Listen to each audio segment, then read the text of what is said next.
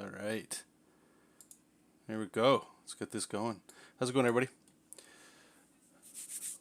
We're gonna get back to like some intros and stuff. It'll take a little while till we get there, but anyway, how's it going?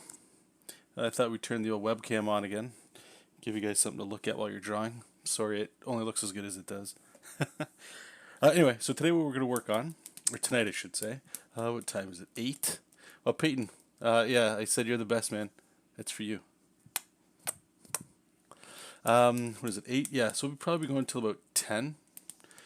Still got some client stuff to work on. I did want to talk about a little bit more of the personal project that I'll be doing this year.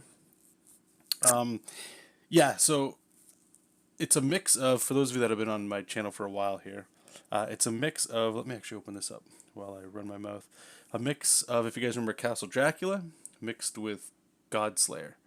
And Godslayer is like an old idea I had before, but they work really well. So I'm taking those two ideas and just jamming them in, and I'm getting some pretty cool stuff, at least what I think is pretty cool in my head and my rough sketches and stuff. But we got that going, and because some people had asked, I didn't talk about it last stream, not that it matters too much, but the other one is it's mixing all that with a little bit of a Power Ranger vibe as well. Try to get that high action kind of comic stuff going. So we'll be getting some more of that, and usually I promote this stuff in the beginning anyway. It's pretty much available on Patreon. I made, I think, 2 posts about it so far. Might have been just one. But I'm working on the plots and stuff like that in the background. But the sketches and stuff, some of those things, they'll be going up pretty sure this week. And if you're not on Patreon, that's cool too. Eventually, you guys will see me streaming it, I'm sure, or whatever's going on there. I want to at least have like that back and forth where Patreon gets the exclusive kind of stuff or the stuff early, because those are the people that are financially supporting me in my ideas for that stuff, right? So I want to give those guys and those girls that are doing that something special. You know what I mean? Not that everybody that's watching this, I don't thank you guys. I do appreciate that, but you guys know what I'm saying. When if most of you guys that are creators anyway, right? If you can get somebody or some people to toss you some cheese, extremely grateful. What else we talk about? Oh, okay. So I have one big thing I wanted to talk about too, and I'd love to hear your guys' feedback. And I might bring it up a couple times during this stream. But if you're watching the recorded version, please leave your thoughts below. And I might make a tweet about it later as well. I'm getting pretty interested back in Twitter and stuff.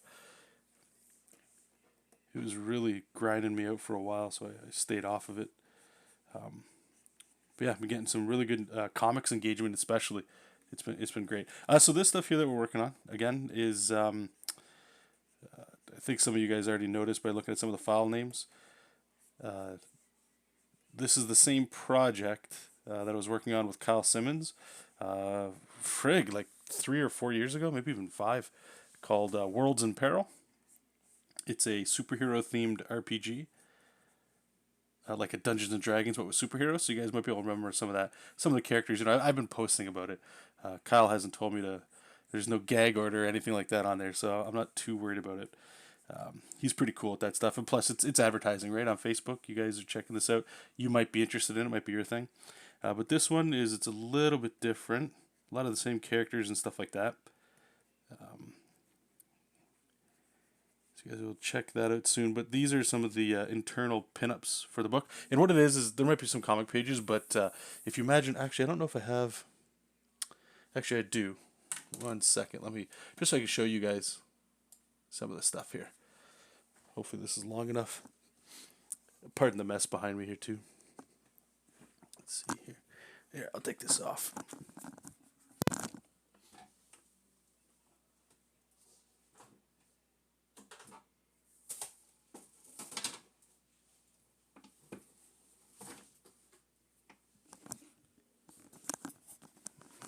And I just realized I don't have a setting to increase the webcam, but maybe I can do my best up here. If you guys remember, this was the book here. It did eventually get printed. It's pretty sick, hardcover, but it's like Dungeons and Dragons, but with superheroes, right? So there's gonna be lots of text. Kind of see like some stuff up here that's some design work. But throughout it, there's illustrations. Like if you ever played Dungeons and Dragons, right? You get like goblins and stuff like that, or just like a sword. There's a lot of that kind of stuff that just helps you visualize it, right? Let me see here. You know, lucky and fortunate to be able to do some really cool double page spreads and stuff. This was a lot of fun to do. Just some of those characters. And let me just go to one of my favorite parts. Is always character creation. So,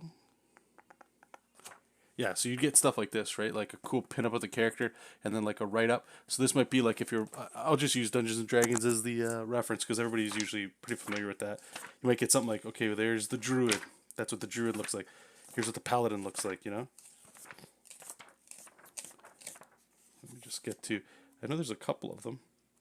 It's been a while since I've checked this out. Yeah, and this was, I was pretty proud of this kind of stuff. So you get like if you're the DM and you wanted to put monsters in, right? So you're going to get some villains and stuff. So they're there with some stats. But anyway, that's just the premise of what's going on, right? So this is really cool. So I'm working on a new book with him. And you guys will see more of that, like I keep saying over and over again. Let me just move my chair here. But this is all just for the Kickstarter artwork to get people interested in it. Potentially interested in it, right? Let me just scroll this back up here. So the more artwork we can do, the better.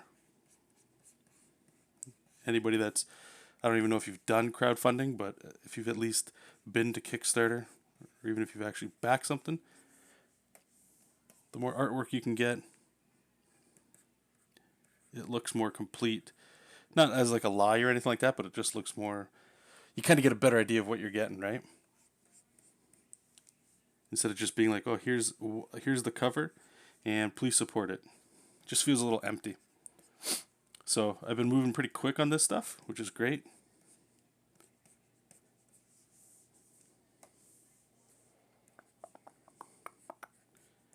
So now we're able to get into some of these pinups. So this one here is a, it's kind of like your Iron Man character, and what we're going to have him doing is he's sort of doing like a Frankenstein thing. On the left here would be like Vision. I'll just use a lot of Marvel references because it's the easiest one to do. And then on the right is going to be his suit, and he's transferring the AI between the two. This is the guy, he's a black guy. He's the one that's under the suit. So I have this here. I didn't know what his face looked like.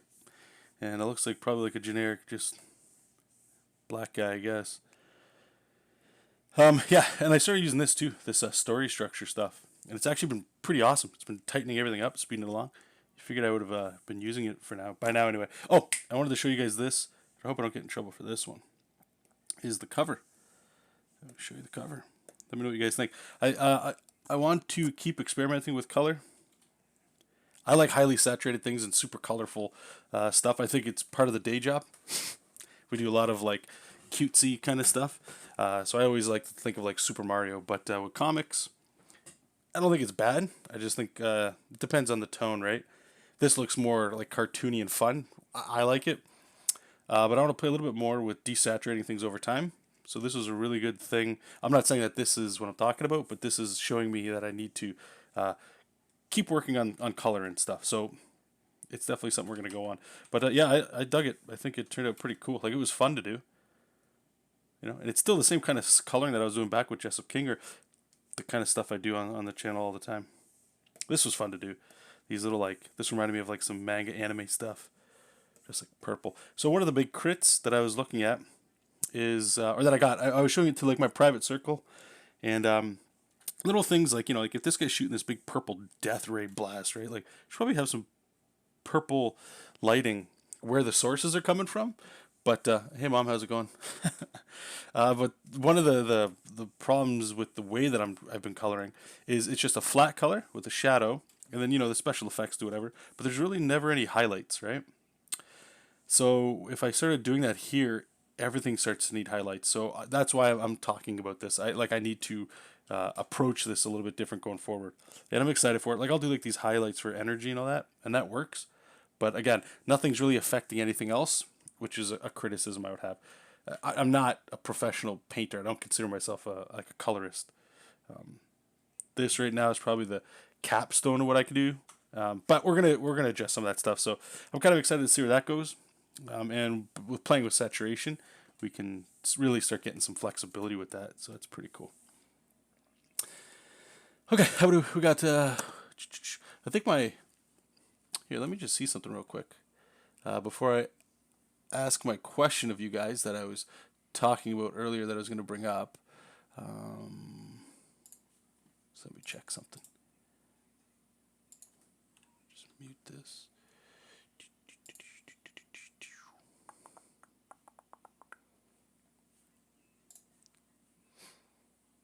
Okay. I thought my face was being covered up by the little icon that's there. So, okay, I talked a little bit about Comicsgate during the last stream. And at work, I've been having that on in the background. Let me just make sure I'm not muted. Cool. And just, for better or for worse, I don't like to get into the politics stuff because that starts, I don't say dividing people, but it's just not, like, I don't really, I care, but I don't care too much. Like, I'd rather people come to my stuff for entertainment more than anything else. But more and more I listen to what like Ethan Van Sciver, or is it Sciver? I think it's Sciver with a C. I'm still learning all these cats that are in there. The more I listen to them, the more like I could understand. Besides the, how do I say this? Whether you agree with certain points people are saying, or maybe some people in that group have said things that are a little bit pushed, or you don't agree with it, that's cool. That's not where my question's coming from. I just want to give you guys a context, and I don't mean to be beating around the bush here. But I started going back to listen to some live streams that a lot of the Comicsgate guys do, especially with Ethan. And I just finished listening to one with Scott Kurtz, if you guys know who he is. I remember getting that webcomic book that he made. Him and I forget the group. It's been so long. I think it was just making webcomics. Anyway, they had like a model, and it was a pretty heated stream, and that's fine, right? It's kind of entertaining a little bit, depending on what side you like. But anyway, the question I guess I'm going to throw at you guys is, and I'm thinking of doing this, and it's about like really growing your audience. And I guess one of the methods that a lot of the Comicsgate guys use, and you guys let me know what you think about this, because I actually dig it. I think it's actually pretty smart. But the approach I don't think jives well with like the content that I've been doing so far, and kind of the person I am. Like a lot of the politics stuff, if you know me, I'll talk about it, but I don't like bringing it up with you guys, whatever my viewer stance is on it. But I guess the method pretty much is, and I could be paraphrasing and I'm still trying to make sure I understand it right, is that it's, you can only grow your audience on YouTube so much. So as long as I've been on here, what are we at now? 15,000 subscribers? Is that right?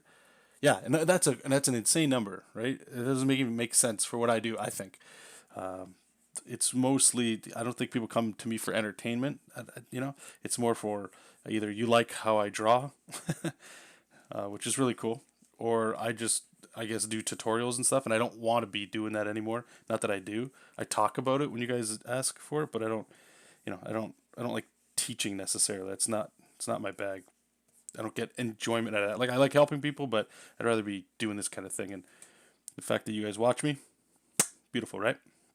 So the idea is you want to gain audience, right? Because we all want to sell books, or you want to make artwork and you want to make money off of it.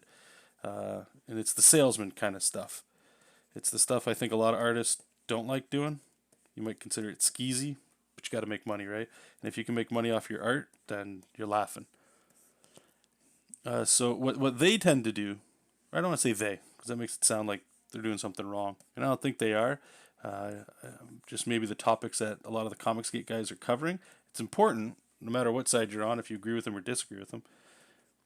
Both sides have valid points, I guess. But what you're doing is it's not just comic stuff, right? So you're trying to like you guys are watching me, and I'm not just this. I do other stuff too, right? So I might talk about something that's we'll say board games, or movies or games that I might be into or stuff like that, right? Like life kind of stuff. And that's what they suggest anyway, or what the comic state guys have been doing, is how you start building an audience because you're pulling in people that don't necessarily read comics, but they might read your comic now that they know you, right? You might be the one, you might create or crowdfund a comic that's that person's first comic. And it was that wording there that made me a little bit more interested in it because it was hey guys, how's it going? Sorry. Hey Van, welcome. Oh, yeah, these are great, man. I forget even where I got these. I don't know if I got them as a Christmas gift or maybe I picked them. I think I picked them up because the one I had ones that I used to stream with, and they were real nice. My brother gave them to me, but it broke. Sadly, these ones you guys can see there's a red light here when I mute it. Um, so it sounds a little worse than it was. It used to be like a little like whatever that mesh is or whatever over top. I wonder if I could just make something to put over top there. Anyway, yeah, these are great. Like, I don't want to say they're noise canceling because they're not, but it definitely like I feel like I'm screaming a little bit. But anyway, thank you. Sir Gentle Demon, welcome, welcome. Thank you. Wow, I don't speak whichever language that is, my man. Alberta Source channel. I think it's how we, the fans, are also consumers who buy into the stories and characters that we love, and the comics are slowly being destroyed by people who don't care and never care. Yeah, so he's talking about, I guess, more of the Comicsgate theology and is it theology? Is that the right word? And I can respect it and I understand it. I get it. Maybe I would talk about that. I don't know, but my goal wouldn't be to talk primarily about SJW stuff. Everybody loves that word, right? I think there's enough people possibly doing that. Maybe something would push me into talking about my point for that. But so far, I mean, nothing's caused me to do so. Maybe in like a lot of those guys, something's happened in their professional life that's made them kind of get there. And at the same time, if you don't agree with what's going on in the world, we'll say, right? Like, there is something to be said about waiting until it's too late and then there's nothing you can do. I get that argument too. Just to go back to my point, one of the things, hey Joe, how's it going? So what I'm trying to say is, I think what I'm going to look into doing is videos on this channel that aren't art streaming, drawing, really anything that's already been on my channel. I would say for the most part, and with the goal being to, I guess, broaden the audience. I'll always still do this stuff for sure. This is what I enjoy doing, and all the other stuff that I'm doing is to get people interested in what I do. So you can build up a bigger audience, a wider net to throw out there, to get more eyes on you, right? Because that's always what the goal is to get more eyes on the stuff you do. Enough people have enough trouble, myself included. That's like one of the big tricks is how do I get people to see my stuff, right? Do I make social media accounts? Do I make what is it, a TikTok? Is that the new thing? I love how I said it like I said it like I'm like, oh, what is that? One of those new apps, some TikToks. Is that the new Snapchat? Right? Like all those things, they all matter. They're all important. That's where the audience keeps going, and it's out there, and you got to find it. You got to work. You got to work for it, right? And but you got to work smart. That's the thing. You can work all day long, but if you're not doing the right things or adjusting, all that kind of stuff, and that's what kind of tickled my fancy because if one of the things I think Ethan was saying in particular, he's a very well spoken and intelligent man. Whether you agree with him or not, the way he says things, he doesn't stumble. He's very clear, concise. He's quick. I would feel like if you tried to debate him or something, you might not agree with his points, but he's very sharp, and he's clear. And when he talks about things like people don't watch TV anymore, I agree. YouTube is what people usually watch now. I agree. Younger people and otherwise. So just making a comic book and shipping it out to go to a comic book store, that's like a declining market, and I agree. Stuff I've read, I've seen, I agree with a lot of that stuff. And you just have to be creative with how do I get more people on my stuff. That's all it keeps boiling down to, and I feel like I'm just beating a dead horse here. I'm saying the same thing over and over again. But that's what's on my mind. Is I know a lot of the topics the Comicsgate guys will talk about is very left politics, SJW stuff centered things, and it can come across as an attack. because they don't like that side and all that. I understand all that, and arguably it probably has nothing to do with, well, it always has something to do with comics in some way, I guess. I feel like I'm stumbling all over the place. I don't know if Create Now, how's it going, brother? I did. Thank you, man. Yeah, so Create Now, Sleep Later, guys. Go check his stuff out. Awesome stuff. He does a lot of reviews and other things as well. One second, I got a cat that's got to come in here.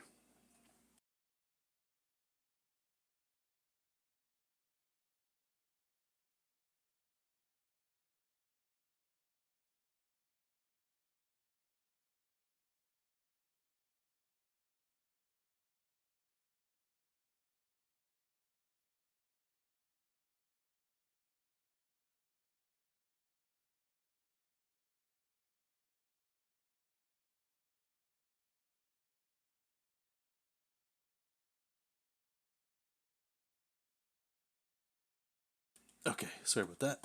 Make sure I did that right. Okay. Yeah, so again, I don't know if. Oh, sorry, let me just catch back up. Yes, it was. I had to go to the DNAS, is that what it's called? Keep forgetting where my camera is. And just figuring out whatever the hell that was, and all I had to do was literally put my website in there. Crazy part is, I go through GoDaddy, and I talked to them 3 times in a week, and they couldn't fix it. It seems like they kept making it worse. I went in there, I didn't know what the hell I'm doing. Create Now, Sleep Later. I apologize, I'm not using your real name. It's up to you. I don't want to say it. And he said, yeah, just check this out and put this in here. I did it. Done. I don't know what the hell they're doing. All right. Let's just flip this body over here because I don't want to redraw it. This is going to be a costume or a suit anyway, so. And I feel like those guys are giants compared to the main guy in the back. So let's see if we can keep his hands. Keep his hands. Which one is this? Is transform? They changed this stuff. There you go. Boom. I gotta make sure it's still in the guides. How's that looking? He's gotta be bigger than the guys on the ground. Yeah. Cool. Okay. So we gotta adjust this dude over here. Let me save it up. Albert Soros. It's not just comics, but the entire entertainment business. These creatures or showrunners don't understand lifestyle fandom and they can't take criticism. Yeah, so, hey, Johnny, how's it going?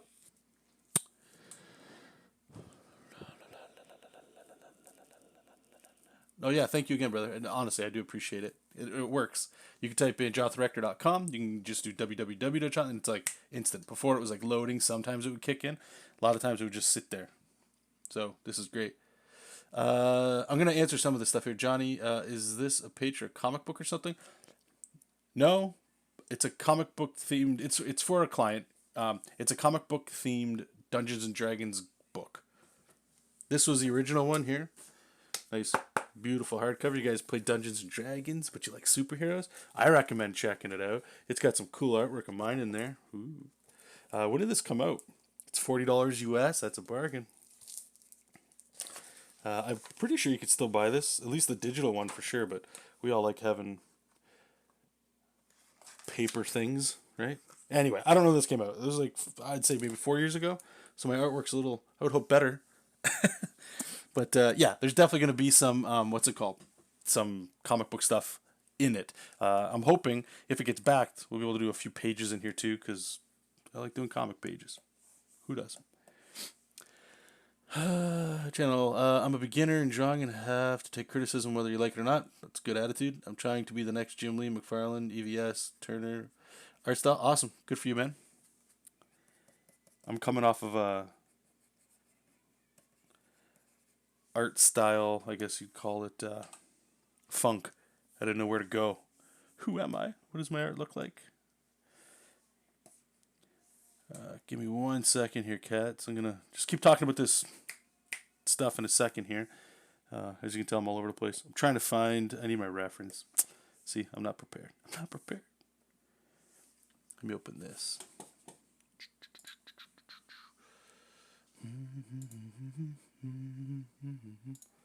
Okay, go here. Okay, so yeah, what I'm thinking of doing then is creating some videos for you guys just to talk about non-art related stuff, to try to throw out a broader net to not only get you guys, I guess, if you even care. I don't even know yet. I'm surprised it does work the way it does. I understand how, like, the political stuff makes a lot of sense if you're on one side or the other, and you like that side, and they're criticizing the other. It's easy to get on board and the team kind of thing. It's easy to piggyback off people like that, I think, to help your point, and people like being on teams and sides and that whole tribe mentality kind of thing, right? So it makes a lot of sense. Here we go. Here's the juicies. The juicy. I need his suit. There we go. Got it. I'll put it over here so you guys can see it. Just because I like showing my artwork. Doesn't that sound conceited?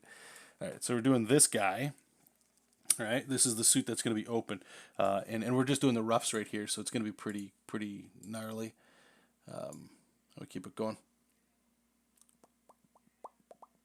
Johnny looks good. Sorry, I'm an artist, so I ask questions. No, ask away. Trust me, it helps kind of turn off the work part of this, and it lets me kind of answer some questions and stuff. So yeah, going back to again what I continually keep stopping at. I'm gonna rip Iron Man off too with this. I'm trying not to go too what's the word? I don't say creative, but I don't want to reinvent the wheel. It's kind of like when you do a Dungeons and Dragons sort of thing, right?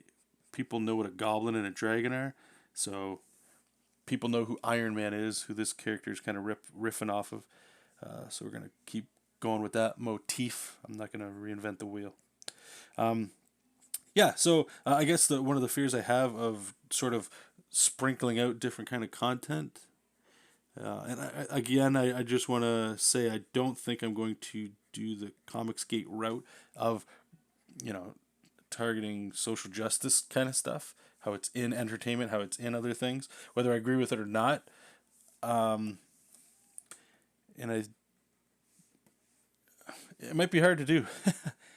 Depends on what I'm talking about, like, because what's interesting out there, right? People like the drama, people like all that stuff, and at the end of the day, I guess, right or wrong, it's up to you. I don't think there's a reason to attack people for points of view, especially when we're all out here trying to. So long as you're not like literally attacking people, right? Defending yourself, I'm all for that. If you're being attacked, but we're all trying to just make sure that there's food on the table. You know what I mean? You're trying to get more people on your eyes on your stuff if you're making a comic, or maybe you're younger and making money is a cool thing, but it's not a necessity. Or the older you get, I got a newborn, still, a little bit. So I have to be careful. I got to be smart with a lot of this stuff. I want to make sure that I'm leaving him better than he got in the world. So I just want to, creating. It's interesting. I used to be of the belief, maybe not fully, but that the more, just keep making books, keep making comics, keep making artwork, just keep giving back into that system. I enjoy art. I love seeing other people's art. The creative part right now, the isolation of just coming in here and like, what the hell am I drawing right now? This is awesome. It's work. I got to figure all this out. My brain's kind of giving a little bit of a headache right now, but it's still fun. It's still a load of fun. So the belief I would have is, if you keep doing this stuff, and I tried it too. I was with Jessup King. I tried to document the whole process of me making that entire web comic. I think it was like 56 pages or something like that. You guys go read that too, jessupking.com. Here, I'll put it here so you guys can read it, I hope. And feel free. You guys should be able to see that. And I documented, I would say, probably 80% of going through that. And it was a lot of fun, a lot of work.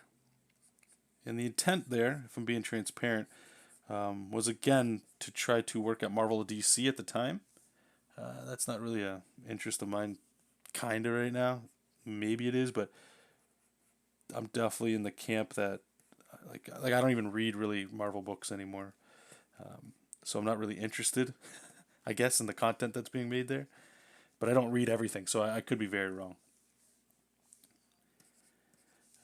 But Jessup, the whole point of that was making a book and trying to get a job at these places. And if it didn't work out, at the end of it, I'd have a book. And I did end up having a book. Well, I didn't print it. I say a book, but it's digital. The whole thing's up there. You guys can read it for free. And yes, that was the whole pitch with that. And documenting process along the way was a big deal because I thought, and I did, I'd be able to get more people to check out my stuff.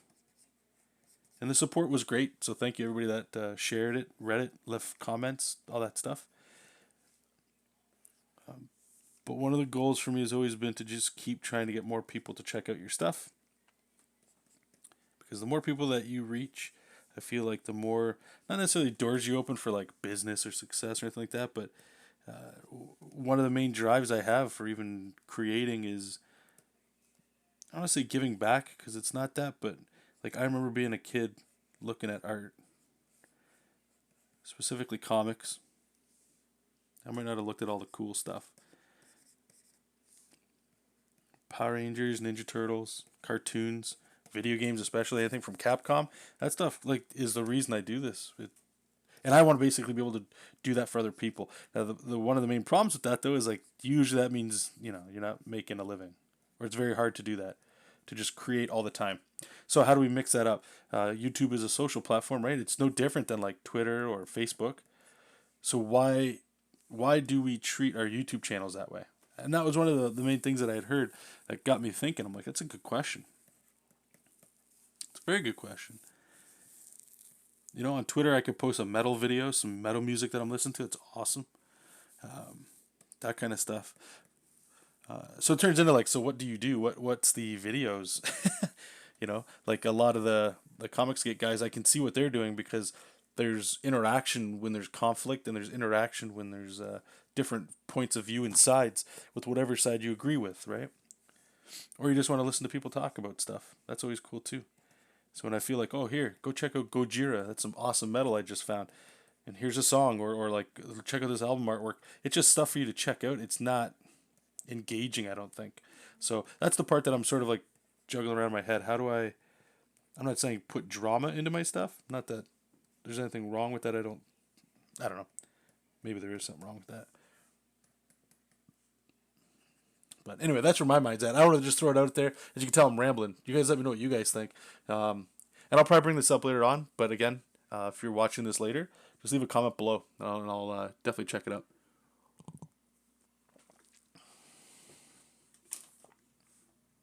Serious, how's it going?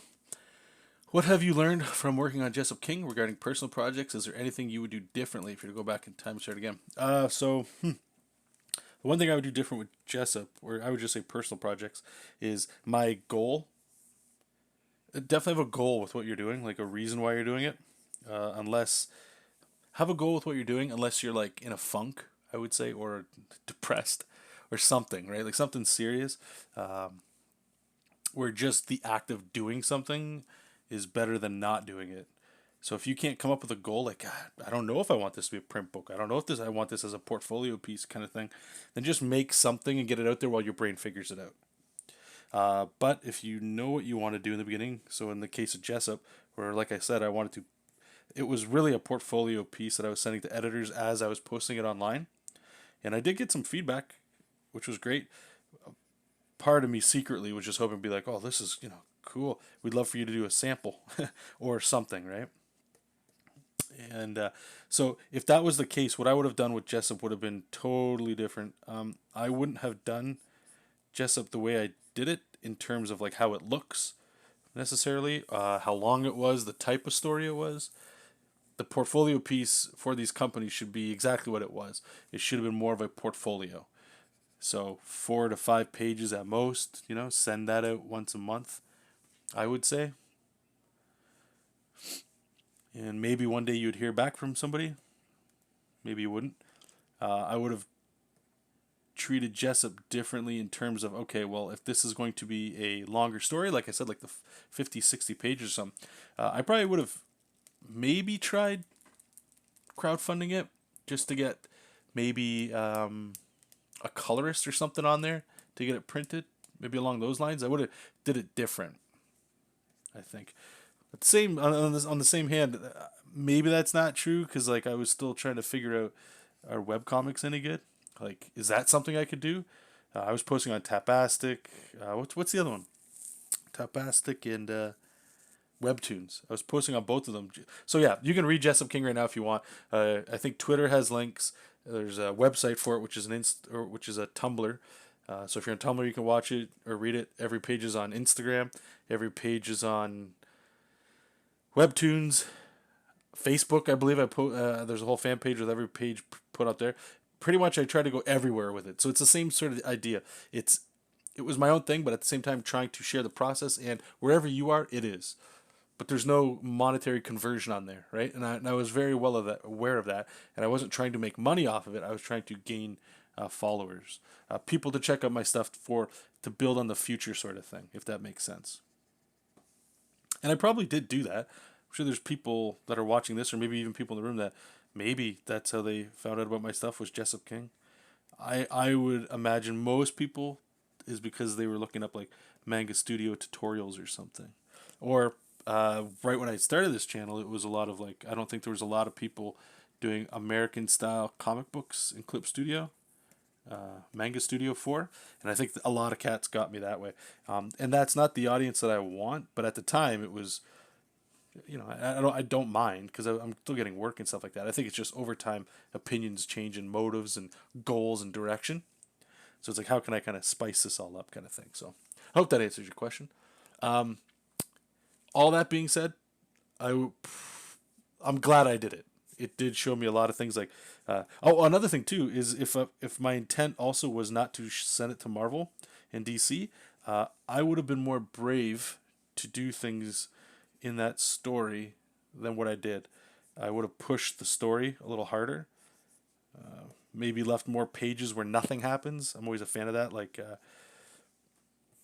if you guys have ever read Sin City or a lot of manga, they do it. Anime, a lot of cartoons where it's like nothing happens. It's just a scene. A bird flies by, parked cars just sitting there. The sun kind of comes down. Quiet, you know? Or after an explosion, people are dead and there's just like this death in the air and there's smoke, and it's just like maybe a couple of people are crawling around, but there's nothing happening. And that's 10 pages of nothing, just silence, and you just see the death on the field. That's when you're reading a comic. If you guys haven't experienced this with Sin City, I highly recommend reading it if you're mature. There's boobies in it, nipples. But I still remember vividly in that book. There's this one part where you go, you're in a strip club. Okay, and you're in there, you're flipping it, and it's somebody, Nancy, I believe her name is, and she's just pole dancing. You don't see like anything too crazy. It's nothing, over the top. It's not so sexualized that it makes you kind of like get on kind of uncomfortable here. But what it did, it was just like splash pages. You're coming from pages and you turn the page, it's just splash page of boom, and she's dancing just like this. And I think it might have been like it felt like 10 pages. I don't think it was that much, but it felt like you were there watching it. And that's one of the things comics don't like. Marvel comics and DC comics, they don't do that. It's all plot and go, and that's fine. I don't think there's anything wrong with it. I just think that if you're making your own thing, you get to do that sort of thing, right? Like if I'm going to the crowdfunding stuff, I'm like, guys, this is I'm making a trade paperback, let's say. It's up to me to make the story. And if I want to have a gigantic batch of work that's just like trying to get you in there, I don't have that pressure of going like, okay, well, what I need a word count, I need beats, I need these people to flip the page so that they're getting to the end of the issue and they want to buy the next one. It's not that; it's a contained story, and that's one of the powers of comics, and you get that if you're doing your own thing. You don't have to do it, but you get it, and that's one of the things that I would have done, is I would have been adding a lot more of that. And you can sit on things like a fight. Like a fight could be 20 pages with no dialogue balloons at all. No words, it's just action. Boom, boom, boom. Dragon Ball, you know what I mean? You're in the fight. People aren't, like you read like Spider-Man and they're all like fighting and stuff and they've got like balloons like this big. Not that there's, again, I'm not trying to always go back to what I'm saying, that not that there's anything wrong with that, but it's, you get play is basically what I'm stumbling across here. Johnny, actually, it's I'm obviously going to catch up to a lot of what you guys are saying late because I ramble a lot. But please leave questions. I always say this too, and I forget to always say at the beginning. Always, always, always. If you guys have comments, questions, or anything like that about drawing or otherwise, please ask. Don't be shy. There's a lot of cats that they can't make it to the streams, but they do watch the restream, and sometimes you ask a question that they had. So feel free to just jam it up.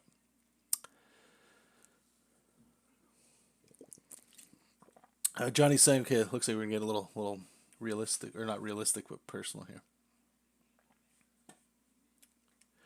Before I get to Johnny's here, it looks like there's a quicker one here by Alberto Soros. I'm gonna like stumble over that name in all time.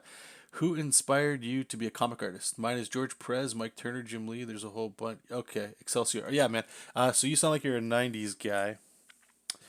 For me, I mean, the first stuff that I was getting, what I think was Jim Lee's number one, X-Men number one, when it was like a quarter.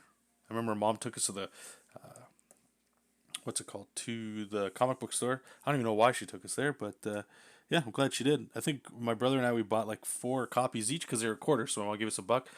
It's the same book, but you got like, yeah, I don't know, it was cool. And his artwork was awesome. I'll never forget that Magneto.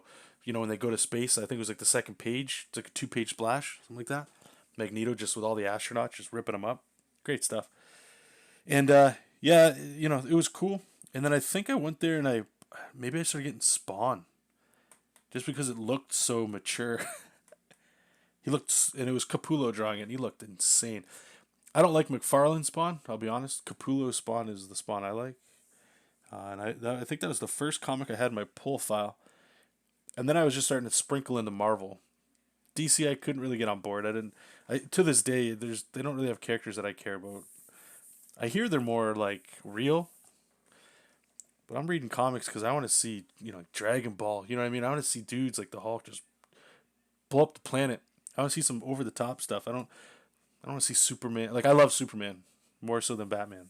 But I don't want to see Superman having moral dilemmas and how's he gonna get out of this one. So I gravitate a lot to like the old Kirby stuff. It's very maybe not, maybe it's not, but I don't know. '90s comics were awesome. It was just about like fun, stupid shit that you might see in a Saturday morning cartoon. I love it. That's the stuff I love. But back to your question, it wasn't until Battle Chasers, Joe Madureira, he's the guy that got me. When Battle Chasers came out, I believe Final Fantasy VII had been out for a little bit, but it felt like Final Fantasy VII, the comic book, mixed with superheroes. I'd never seen anything like it. And I was an instant fan. And then all of a sudden, that was a window to liking a whole different style of comic book. Cliffhanger, this I think it was, what was that? Is that Wildstorm? Was it Wildstorm? Or is it an offshoot of? It was something. It wasn't DC or Marvel, but they had Crimson, I believe it was, with Humberto Ramos. It's like a vampire one, and I didn't get into Danger Girl, Campbell stuff, but a lot of people liked it. Makes sense. Hot chicks, right? Doing hot chick things.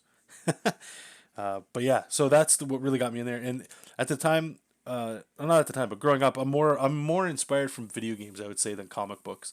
And then as comics came later, and the big thing for me for comics is the fact that I get to draw, and I could, and I'm not saying I'm the best storyteller because I'm not, and I don't tell the best stories because I don't, and I don't draw the best because I don't. But I'm able to, and I can put these next to each other, and I can come up with some stupid stuff and make a story. That's cool. To me, it's like the best job for artists. If you're a storyteller, that's why I would like to keep making more of these things. But the more you do them, the better you get. That kind of stuff. But yeah, that's why I got into comics. Since then, there's been a lot of artists that I've found that I like, but it wasn't. I didn't get into comics because of an artist outside of Joe Madureira, I would say. But that was more. It looked to me more like, oh my God, there's a guy doing insane Final Fantasy video game style artwork that also looks like something from Street Fighter, right? One of my favorite games, and it's like I don't care where I want more of this, and the fact that it's a story too. Yes, please. You know, so if that makes sense, I'm more interested in the fact that I can. Anyway, I think I beat that to death. Okay, so let me just go to Johnny's question here because it looked like it was a good one. It was a real one, and I hope you're still here, Johnny.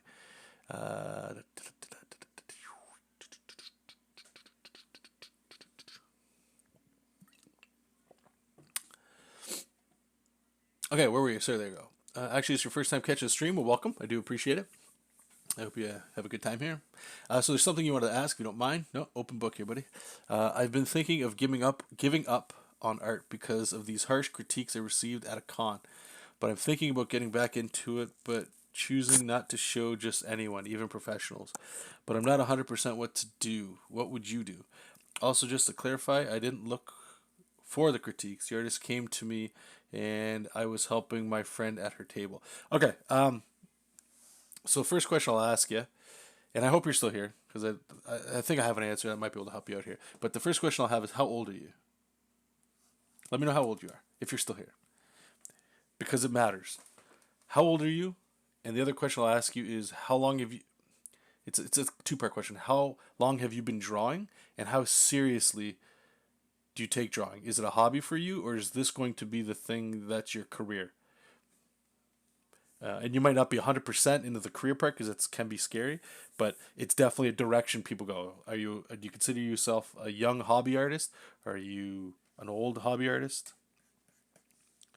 Is that kind of stuff. So just answer that, and if you're not here, I'll keep going. Or if you don't want to answer that, I think I can still provide something for you. And thank you for the question so far too. Jordan, welcome, man. I haven't seen you here in a long time. Welcome, brother.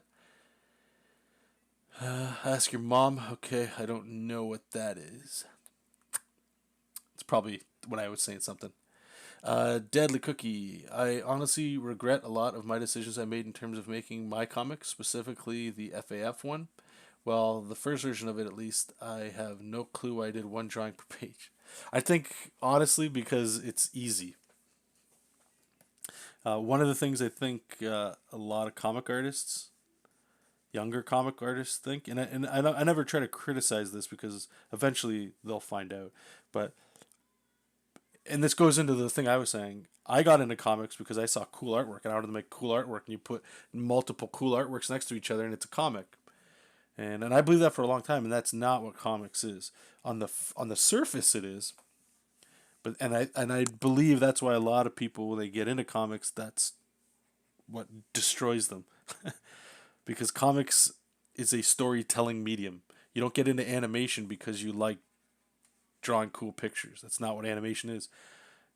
Animation isn't cells like specific things. It's a combination of story, and that's 100% what comics is. So when you get stuck and you wonder why you're not getting an audience, or why people aren't digging your stuff, or whatever, it's that you aren't able to tell a clear or good story. We'll say it's just things happening and it doesn't resonate with people, and they move on to something else. Generally speaking, but the caveat to all that is it's like anything else. Just like if we all learn how to draw, we can all learn how to write or tell stories. And I think if you're into comics, not just to draw and to show pictures of your art next to each other, and to be fair, I'm just doing pinups. This doesn't count. But if that's what you're doing, if you make that mental switch to go, okay, I'm going to start being a storyteller, you start to look at comics a lot different. You can go back and look at comics of those people that you liked, like Joe Mad, and go, my God, that art is awesome. But when you really start looking at how he was telling a story, you can see things a lot differently.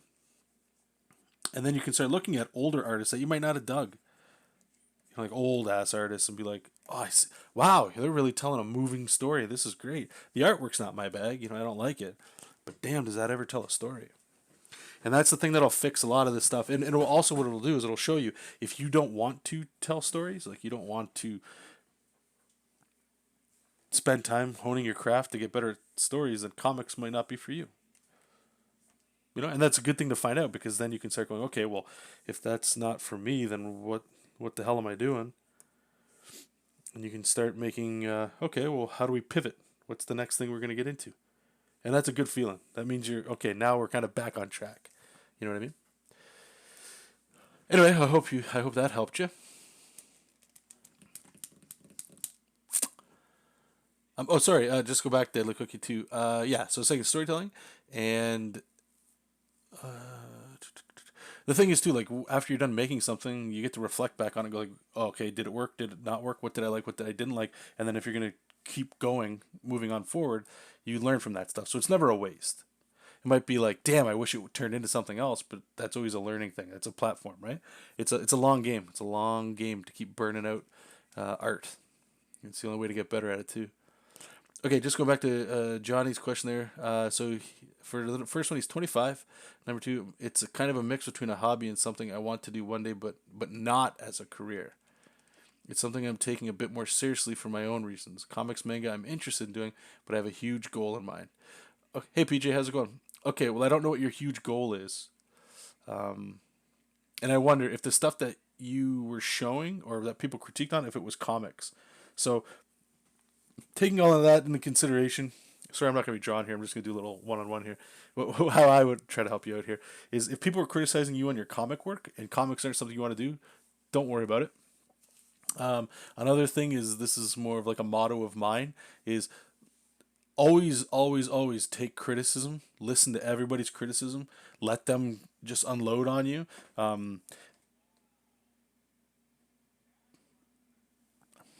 Trying to, I always feel like as I say things, I'm like, but it's always listen to people's criticism. Always consider it, but don't always follow it. So always basically saying always be welcome and hoping people give you criticism because and you can usually tell when people are coming at it as an attack, right? But if people are just ripping your stuff up like a lot of people, then it's probably more true than it is, right? Like if you get somebody coming in and they're just telling you facts, they're not saying like there's no emotion behind it. If you ever hear somebody giving you critiques and there's emotion behind it in a negative way, like I could look at something like, oh my God, that's a beautiful like that's fine. That's not even a criticism. They like your art. But if somebody's coming in like, oh my God, this is not an arm. This is like, I don't know why you would draw it like that. There's emotion behind that. Discard that. That's not, you don't need that kind of thing. Criticisms to get better do not require emotion, in my opinion. It's just facts. So somebody's going, the elbow looks wrong here because the form would actually wrap back like that. And when you're in perspective, and you might not know all that stuff, but they're explaining it in a way that it's like, okay, that's criticism, that's legit. Another way you can tell really quickly is if somebody goes, oh, this is cool. Maybe I would have done it like this just because it's like that. You can take it all. Whether or not you listen to it, that's up to you. But definitely, listen to it all. If your question is kind of geared more towards like you don't take criticism well, and if you want to be in the arts, I would argue you need to get over that ASAP. And it can be hard because some artists, I don't really do this myself, so I don't really have a problem with it. But some artists, they put their heart and soul and passion and life into a picture, and they put them into it. I would call it like a real artist. They put them in it. So when somebody rips it down, it's like they're attacking you. So for me, what's healthy is I separate myself from what I'm doing. I'm just drawing here. I'm having fun doing this, but this is from years of study, and this is where I'm at, right? So if somebody goes, "Oh God, that anatomy's all messed up," that's okay. It doesn't hurt me. I'm still going to draw the way I am, that kind of thing. I try to take myself out. I have yet to go. I'm going to cry on the page. I don't like that. Like myself, I'm not that kind of artist. I know there's a lot of cats that are like that. I'm not that way. So if you're that way, I don't know if I have really any other advice to give you, my friend, except to try and get over that, because I think you'll be a stronger, not just artist, but person if you're able to disconnect your feelings and emotions. The more emotionless you are towards your art, I think will probably serve you better. Especially unless, see, here I go where I was saying that. Especially if you consider yourself or you want to be a commercial artist, like if you want to work for somebody, if you want to do logos, if you want to make comic books for somebody, like let's say you want to work at Marvel, DC, or something like that. You're gonna get ripped up. You're gonna get people saying you need to redo the whole page. It becomes work. So if you want to become a commercial artist, I would, unless you become like Jim Lee's or all these cats, I would highly recommend working on not only being able to take criticism, but don't let it phase you. Sometimes it's still gonna rub you the wrong way. Somebody says like that cover I showed, somebody's like, "This is disgusting," and I had to redo it. I'd be pissed off more so because I think it's good, or like I don't want to do all that work. That's different. So try to disconnect your emotions and your feelings from the art. I think if you want to be a commercial artist, if you just want to do your own thing to try to like change the world or whatever, then I would say either have a very small social circle that you show and you trust people that know that you're very emotional and they can give you sensitive critique, I would say. Or, like you said, don't show it to anybody until it's done. Put it out there and then forget about it. Just put it out there and then get back to work.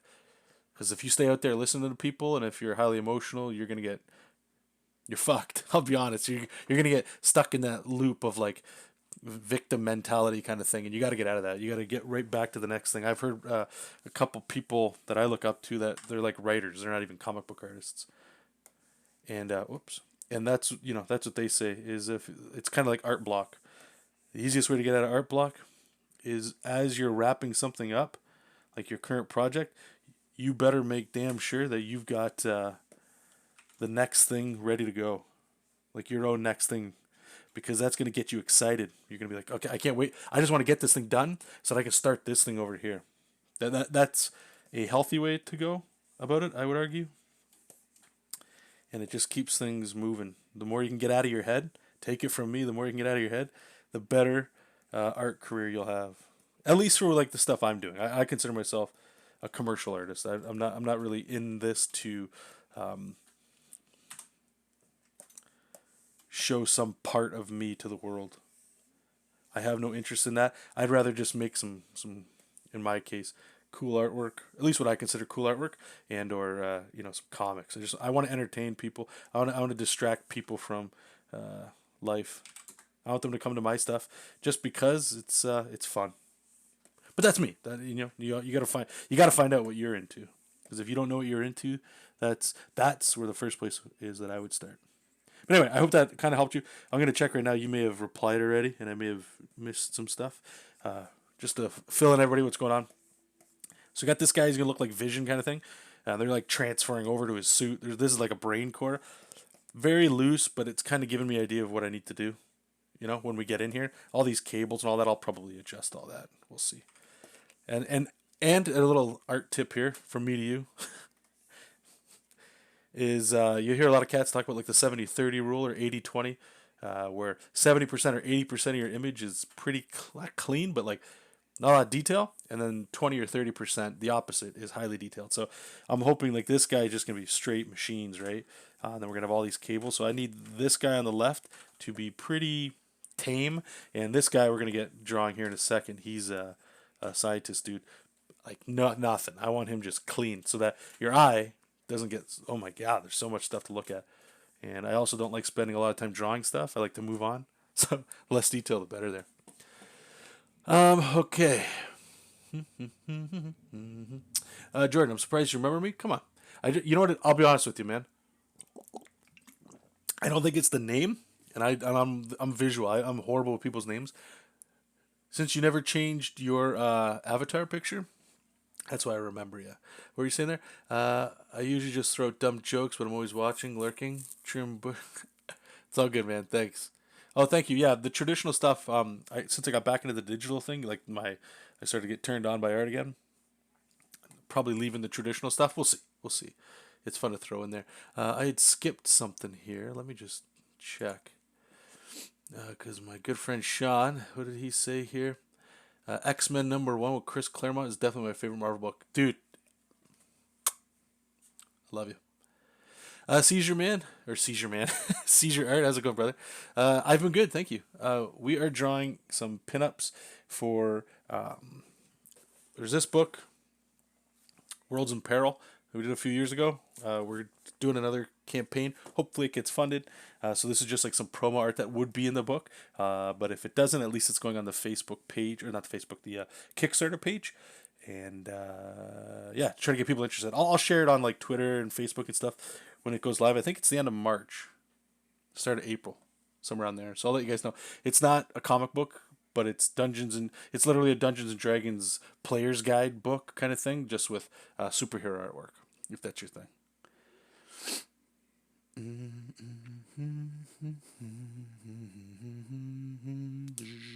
Seizure Art. Okay, a little idea. I'm thinking of creating the Harry Potter book series into a manga, like the scripts in the book, and transferring it to a manga style, posting it. Do it. Sounds good. I would argue, unless you change it a lot, give them credit though. Let people know where you're getting it from. Deadly Cookie. I'll be starting March break afternoon tomorrow. Maybe sometime during the week we can meet up at the mall and draw and talk more. Yeah, yeah, for sure. It's yeah. Just message me. I know. Just message me. We'll figure something out. It's a little busy with Alexander and kind of what's going on at home, but yes, we'll definitely talk. Johnny, it was more so manga work than comics. Yeah, they were just ripping me just to rip me. It wasn't constructive criticism at all. It was just plain disgust from professionals. So I don't. So that's the thing. When you say professional, I don't know any professional. Well, they exist, but professionals are just going to rip into your stuff. And I guess I would argue. Can you give me some examples of what they said about your stuff? Because what you think ripping into might actually be constructive.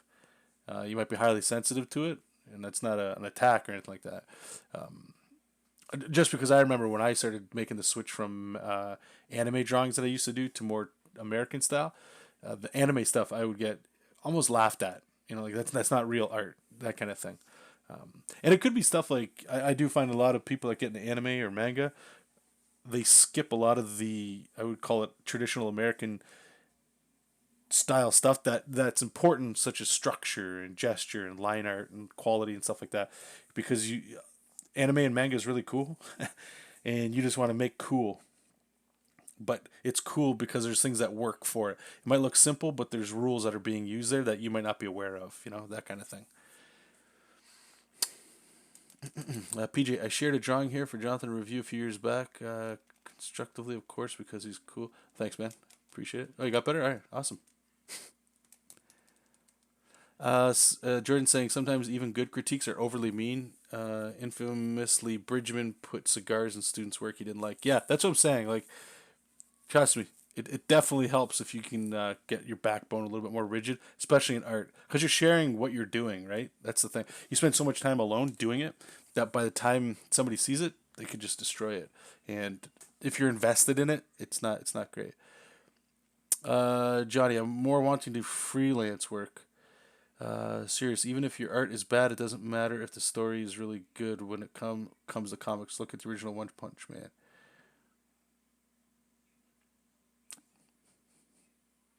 That's real talk right there. Comics is a storytelling medium. I remember I said this before. It took me a long time to really wrap my head around that because I think I would. And I'll get back to you in a second here, Johnny. But I used to believe that, where I would look at them like, man, how is this stick figure comic? It's funny. The jokes are hilarious, but how is that one doing so good, man? Like I think I'm drawing pretty good. I'm just looking for reference here. I think I'm pretty good. I'm not, but nobody's really saying anything. It's just like empty out there. Or when I send it, people are looking at it and just like they're ripping it up. What the hell? What am I doing wrong? What I was doing wrong is I was sacrificing story for cool art. At least that's what I thought. So I'd add shadows to places and stuff because shadows are what you do, right? That's not always true. It depends what you're doing, right? It's important. It's all about storytelling. And if the sooner you can wrap your head around, I don't know if we're gonna keep this face. We're just putting it in here. Sooner you can wrap around that if you're going into comics or manga.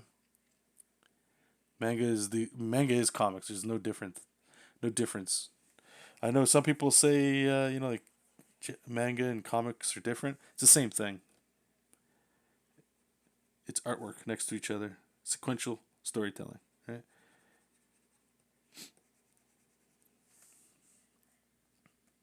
But yeah, if you want to be a freelancer, so criticism is whatever, but freelance, I mean, that's what most comic book artists are. They're just freelancers, right? But freelance is brutal.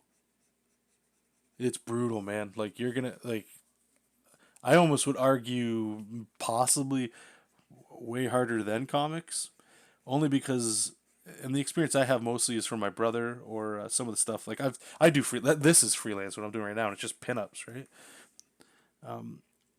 But you don't even know the kind of client you'll get. Some clients they got to chirp in at every like you're the designer and they're hiring you because you make artwork, but they got to chip in like no the hand needs to be like this, and I work at a video game company and you would be surprised that I don't hold it against anybody because generally people, when they're chirping in or whatever, they just want to help. And sometimes them just saying it's fine is all that you need. But a lot of people feel the need to give criticism because now they're contributing and it's helping, but it's not. More often than not, it usually isn't helping, especially if it's a design related thing. If it's coming from people that aren't designers, because they might just say things like, I prefer the color pink, or this looks too busy, but they're getting their personal tastes mixed in there. The designer's job in freelancer, and I don't know what your freelance means. It could be logos or comics or pinups, whatever, right? But when you're hiring a designer, you're hiring that person's taste, and that person is going to filter what you want through themselves. You know what I'm saying? So like, if you guys ask me to do a comic book, I'll read your script, and I'll be picking angles and stuff that I think they should be, and then you give it to Sean or you give it to anybody else in here, and everybody's going to have their own thing. It might be similar, but it's going to be different, right? So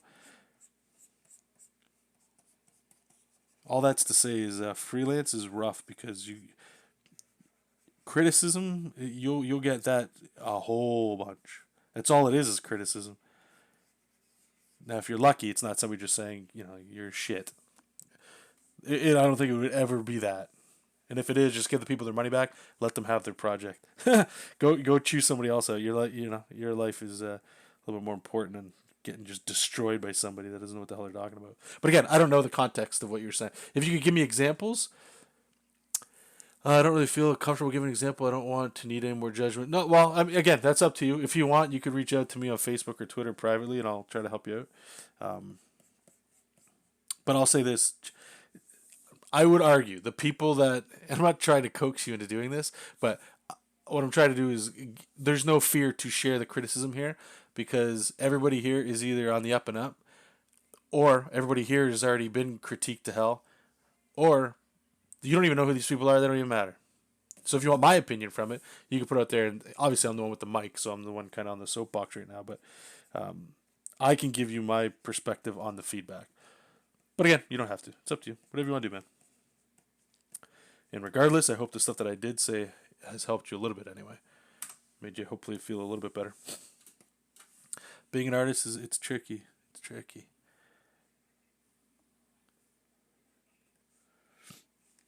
But I wouldn't let it beat you up too much. I do think a lot of people nowadays, here we go. Now, as you can tell, I'm bald, so that means I'm old as hell. So I'm gonna. But I feel like there's like this weird thing going on. It's been for a while where people don't feel good enough. I don't understand it. Like I've been messed up with my style because it's mixed with your art identity, right? Like it's so intertwined that it's like, man, if I keep drawing this way, that's me, and I don't know if I want to draw like that anymore. That plays into it, but at the same time, I don't know. I've heard so many things over the years of doing this, and people have reached out to me, and hopefully I've been able to help people. A lot of cats though, it's just they don't feel adequate, like they're not good enough, or they won't amount to something, and I don't know what that is. I don't want to bring in the politics stuff that we kind of started the stream off with, but Jordan Peterson, somebody I listen to, I haven't really listened to a lot of his stuff lately, but I agree with a lot of the things he says, and it just sounds like a lot of people, they don't have or they feel like they have a purpose, like a meaning. There's something you're here for, but that long lull of just working and grinding and being beat up for a little bit, nobody wants to do. So when it happens, because that's life, that's the way it goes. You're competing. There's other people out there, right? It's not just you in the world. It's opinions, it's emotions, it's people. When you get out there, it's gross. It's tough. It's very tough, but it's real. And I don't know how people fix it besides just literally keep going out there and just keep getting punched, keep getting beat up. But learn from it. Don't go out there and just like change it for you because it's scary. You know what I'm saying? And it'll definitely carry back with you in art, 100%. Like a lot of the cats I grew up with and that I met on forums and stuff back in the day, forums of all things. Man, it wasn't like we were all ripping each other because it wasn't. Everybody was trying to like build everybody up. But you would get like some critiques, right? Like I would go to school, I would still do stuff, and I'd post on a forum, and somebody would be like, "You need to go back to basics, man. Your anatomy is fucked." And I'd be like, "Man, what the hell? What do you know? You don't know. That's me. That's how I draw." You know, you don't know my references. You don't know what I like or who I'm inspiring from or what I looked at while I was drawing it. There's a lot of things, right? But again, that goes back to my I would argue my where I matured to, whether it's the right point or not, which is always listen and take criticism from every single person. Um, I know we screwed up, even though I say it's my motto. Take it all, but don't act on all of it. There's a word there that I always mix up with that. It's basically listen to everybody, take the consider everything, actually use some of it, and you'll know what rings true or whatnot. Anyway, this one's like pretty much done. I can go into like the tight line art and stuff like that. We need to put some stuff in the background. Maybe I'm kind of looking at it. I could probably just do some fancy like I was saying, that lighting. You know, like put some shadows just to get your eye to kind of wrap around here. Just to that. Okay, let's save this up. And then I'm not doing line art today. I'm just doing, what time is it? 9. Faster, John. Gotta work faster. Okay, let's go over here. Boom, boom. I just have to read. I apologize, guys, for which ones I'm supposed to be working on here. Let me catch up with you guys.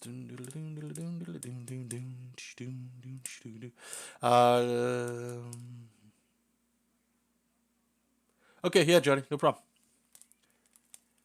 And considering what you said, obviously I won't. I'm not going to attack you, dude. Don't worry about it. If you're scared or whatever like that, don't be. Well, the one thing I should say too is you are young, even though you might not think it. So art's a long game. Okay, so take criticism every day, like I said, and even if you didn't like it, that's cool. But you'll get better the more you do, right? And that's not different from anywhere else. Uh,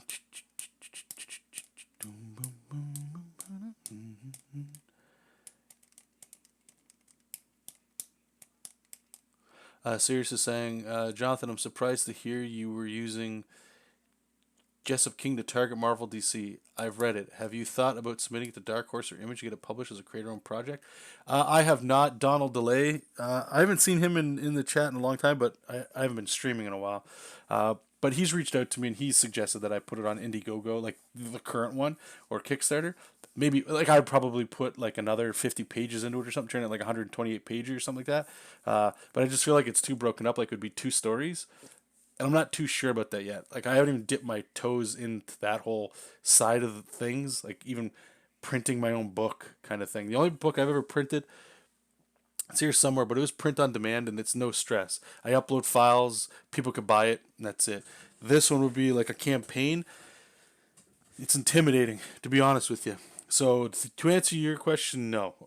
Maybe one day I will. But again, going back to that question I had before, I was approaching that project differently. If I intended to print it, and I don't think there's anything wrong to print it. Excuse me, I think a lot of people might actually dig it if it was in print. I know I would, just to have it. I think it'd be fun, because not everybody wants to read everything on a computer. For the Guardian, I dig A. Okay. Sexy backer. Okay. So, you know, it is what it is. But no, right now there's no plans to move on Jessup King. I will return to Jessup King one day, just not yet. I have the next project we're working on, which is Godslayer. I'm mixing Godslayer and Castle Dracula together, and we're gonna make some fun stuff with that.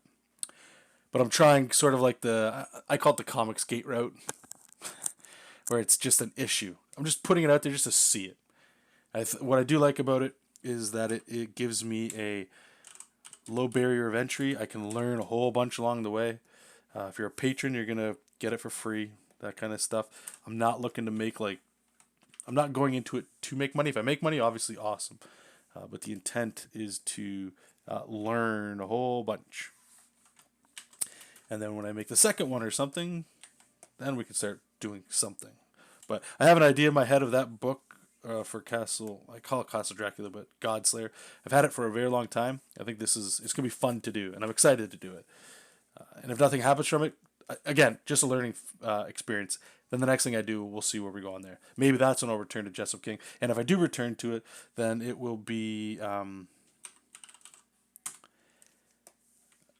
tricky because I don't know if I just restart like a reboot, not telling the same story but a different one, go a little bit more serious into it like I had originally intended it to go. And I do feel like, and what I probably would do, because I've been thinking about this lately, I've been trying to really ramp up the content I'm dropping over on my Patreon. Clearly, I'm plugging Patreon, right? But I wanted to post the plot that I had for issue 2 because I don't think I'll ever do it now, considering how life has changed. So, yeah. But anyway, we were going more mature, we'll say, with the wanting a little bit of the backstory of Jessup King, which it got a little adjusted because of, okay, well, my intent was to go to Marvel DC. That's not happening anymore because I'm not interested in that. So now and the thing is with that one is, since that was the case in issue 2, it started to really open up into like the, I don't want to say gore, nothing like that, but like I was saying earlier, resting on moments. So you go back to the past, I'll say whatever. There's a scene where Jessup, he's destroying a planet. You kind of hear the explosions in the distance, and there's a mom and a daughter, alien kind of thing, and they finally escape or whatever, and whatever. I forget exactly what happens, but eventually Jessup finds them because his mission is to destroy all the life on that planet, and he sees them. He's got the red laser eyes. Actually, hold on, guys. We're going deep here. We're gonna go just so you guys can. I'm gonna bring it up right now. I think yeah, because I thumbnailed the whole thing. Comics, personal, Jessup King, webcomic, was it version 2? No. Yeah. Yeah, right? Wait, did we silhouette rough anything? Oh, jeez. Maybe we did more than I thought. Let me see. Oh, wait, I think I got everything set up. Man, I wish there was an easier way that I could just open this up so you guys could see it. Because we could run through all of issue 2 right now. You guys want to see that? You guys want me to run through issue 2? And the other thing I changed up here is I started to go traditional. I was like, okay, so now I'm just releasing issues if that's what this was going to go. And they're just 24 pages. Let me know. If you guys want to know, I'll run it through here. Because I got to open up all these files and it's a little bit of a bitch. But if you guys are into it, just let me know. Other than that, we're just going to be drawn in the background. Daily Cookie saying, I had an art teacher for the past 2 years. I'm glad I'm out of there because I haven't received such a lack of help in such a long time. Art teachers, man, like, they're doing the thing they can do. They might not be able to teach. Like, a lot of those art teachers, they can't even teach the way they want to teach. There's a curriculum and they have to do it that way. When I was in art class, I didn't want to do anything but draw with a pencil. So I had to do stamps and carvings and paintings, and I hated every second of it. So if you're fortunate enough to know what you want to do with art, just do that. You'll be fine. It sucks as a school you got to go, right?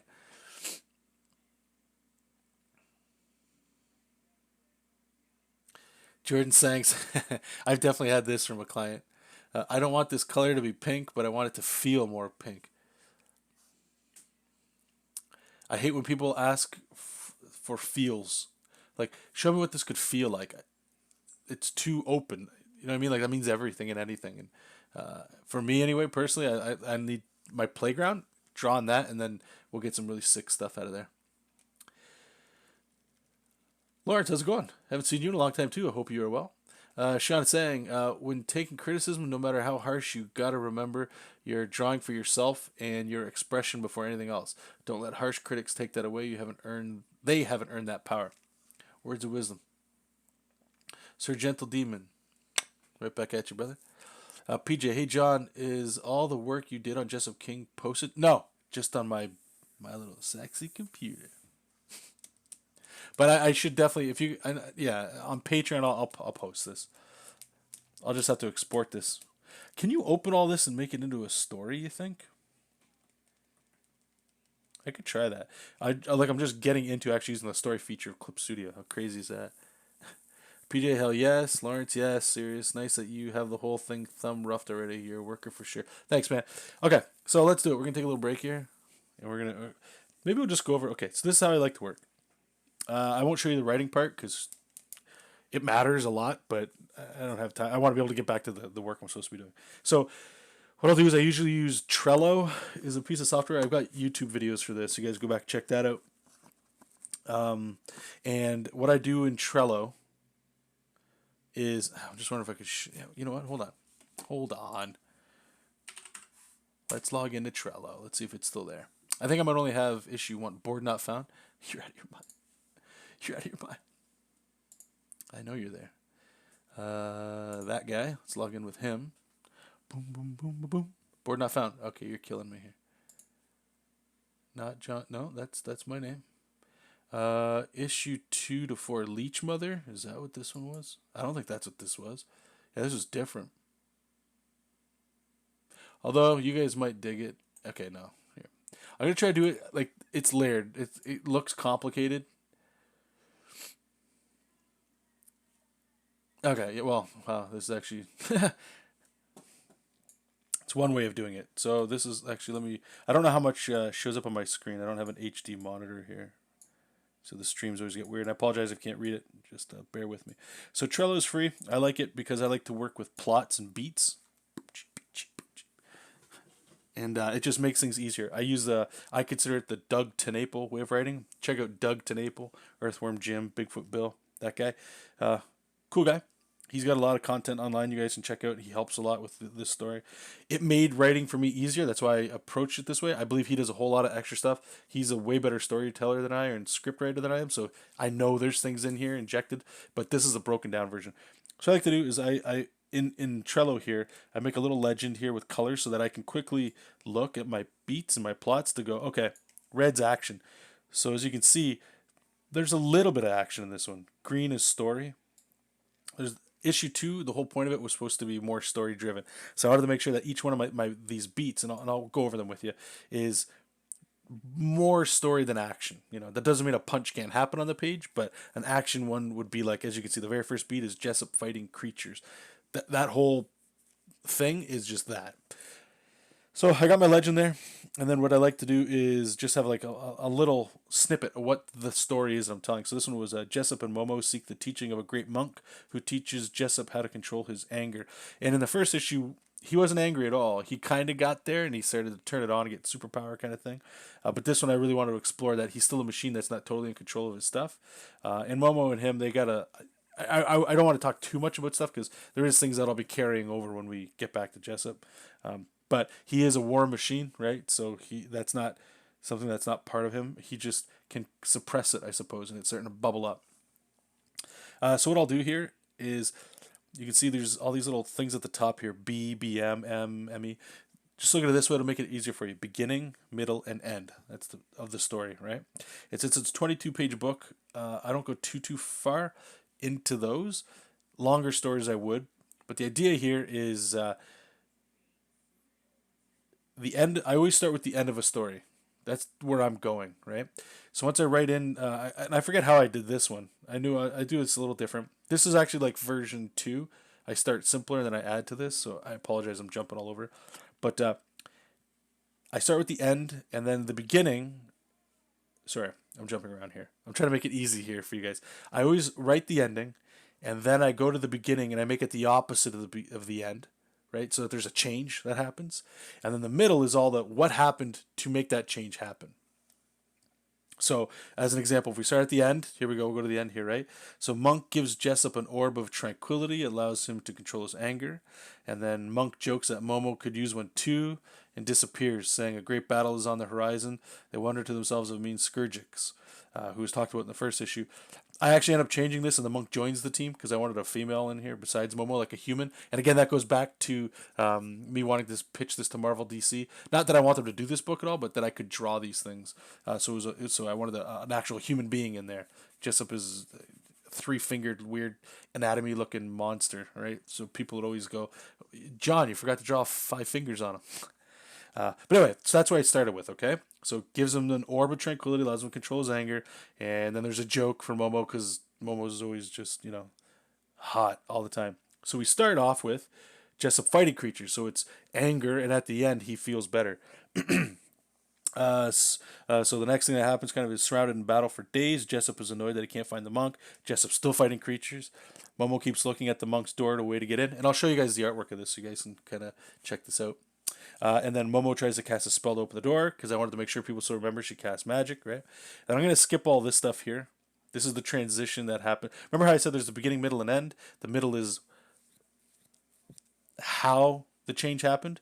What I do is I add another column here to like, okay, so between the beginning and the middle, how did that happen? Kind of thing, right? Anyway, so in the middle of the story, Momo looks for a new spell book she picked up on a shopping spree. Right, we're trying to keep it a little light. Jessup is in full fury, so he's losing his rage. Momo casts a rain spell, who relaxes as the water hits his face. Momo realizes that this is the test, and Jessup must willingly lose. Jessup listens to Momo. Monsters evaporate in some magical illusion. So the monk was one was actually making him kind of realize this sort of thing. So actually, now that I'm looking at this, let me just count something. 1, 2, 3, 4, 5, 6, 7, 8, 9, 10, 11, 12, 13, 14, 15, 16, 17, 18, 19, 20, 21, 22, 23, 24. So 24-page book. That's what I did. Took me a little while to get there. So each one of these is the page. So page 1, page 2, page 3, page 4, page 5. Okay. The other thing I'll say is, and I hope you guys are kind of understanding, and I apologize, I'm all over the place here, but one of the storytelling things that I read a lot of like how to write books, trying to learn. This is just stuff I picked up, and this is from movies. And I would read some comics, and I would notice the same kind of thing. So let's imagine you have, in this case, a 24-page book. Split that down the middle. That's 12 pages, right? So you have 12 pages and 12 pages. Take 12, and that's your act 2. That's your middle. It's the beef. It's the meat of the story, okay? Gone. Now you're left with only 12 pages. Split that in half. What is that? 7, 6? 6 and 6 is 12. So now you have 6 pages for act 1 and 6 pages for the end. So that's how you figure out how many pages should act 1, 2, and 3 be, if that makes sense to you. The other trick you can do is those 6 pages for the beginning, middle, and end. Maybe you just want it to like jump right into action, but you really want to savor the ending. Then you have like 2 or 3 pages in the beginning, and then the 9 pages at the end. So you can see here, I wanted you guys to really sit on the beginning, like let's get into it. And the end was just a quick resolution. So that's why it's very short. If that makes sense to you, okay? So that's the general story. You can see right here, I also do this thing. This is something I caught in a lot of reading books here, is the B story. The B story is something that's helping move the main story along, but it's not part of it necessarily. So this first, let's imagine it this way. In the story right now is Jessup trying to learn how to control his anger, and eventually does. The B story that I chose in here is Jessup having flashbacks. So I could sprinkle those in during that fight, that it takes us out of it. You guys see this all the time. You ever watch movies or what's it called? Anime? Anything. Read anything that's good. I'd argue. There's Joey going to the store to buy candy for his sick sister. That's the story. But along the way, he finds a cat that needs help. Has nothing to do with getting candy, but he learned something from that, and it applies there, right? So this one right here, you see Jessup has flashbacks of murdering and killing during the dark times, I call them. And they're just quick little things. And then the resolution here is Jessup has flashbacks of killing children. Brutal stuff, right? And the reason I wanted this in here is it shows you that this guy's a war machine. Because in the first issue, the Doblins, if you remember, they freaked out because they realized there's a war machine and they've been destroyed and banned. Like, they're not even allowed to exist anymore because they're so devastating. And then Momo's voice breaks them out of it. Anyway, so that's that. That's how I write, okay, this stuff. So I would have all these plots or beats, I call it. So from here, what I would do is I would do these, the thumbnails or whatever the hell. I'll show you that. And I will show you where I kind of put speech bubbles, because I don't write a script. I don't like writing scripts. I like writing as I go. Maybe that'll change. It'll probably change once I do bigger books. But like, see, again, this goes back to where I have a green story. That means I need a lot of word bubbles here because I need to tell a story with words sometimes. Red is action and fighting. I don't really need to worry about that. Blue is resting on a moment. So resting on a moment, like I said, it's only one page, but it's just about Jessup's eyes begin to turn red. He's getting triggered, right? So let me close that up here. Can I actually, this might be a little better because I don't think I did everything. Yes, okay. Boom, boom, boom. Okay, come on. You can let me zoom in. So these are going to be blurry as hell. And some of these I showed you. And just hopefully so you guys can kind of see this as we go. So here's page 1. Very blurry thumbnails, right? But it's just to tell story. And I'll show you this. So we open with what I thought would be probably the funniest, not the funniest, but like, let's do it. It's close up with Jessup's mustache with blood all over it. Okay, so we're starting off with like Jesus, right? Like, what's going on? And you can see all I do is I just put ideas of where I want text to go. I don't even know what the text is yet. Sometimes if I have an idea of a cool quote or something, I'll write it in that plot stage, but I want to get to drawing as fast as possible. So here's Jessup. He's fighting a bunch of guys. Then we pull up for the establishing shot, right? Floating rock, a little note. Still getting destroyed here, just getting beat up. He's punching through guys. They're fighting back, and he just keeps getting, destroyed. Then we go over here to Momo. Now I can tell this is already a story page because look at how many balloons are on here. She's trying to figure out how to get in. Talks about something about the face. So she's looking here, and I do realize this will be a little hard for you guys to see, but just bear with me.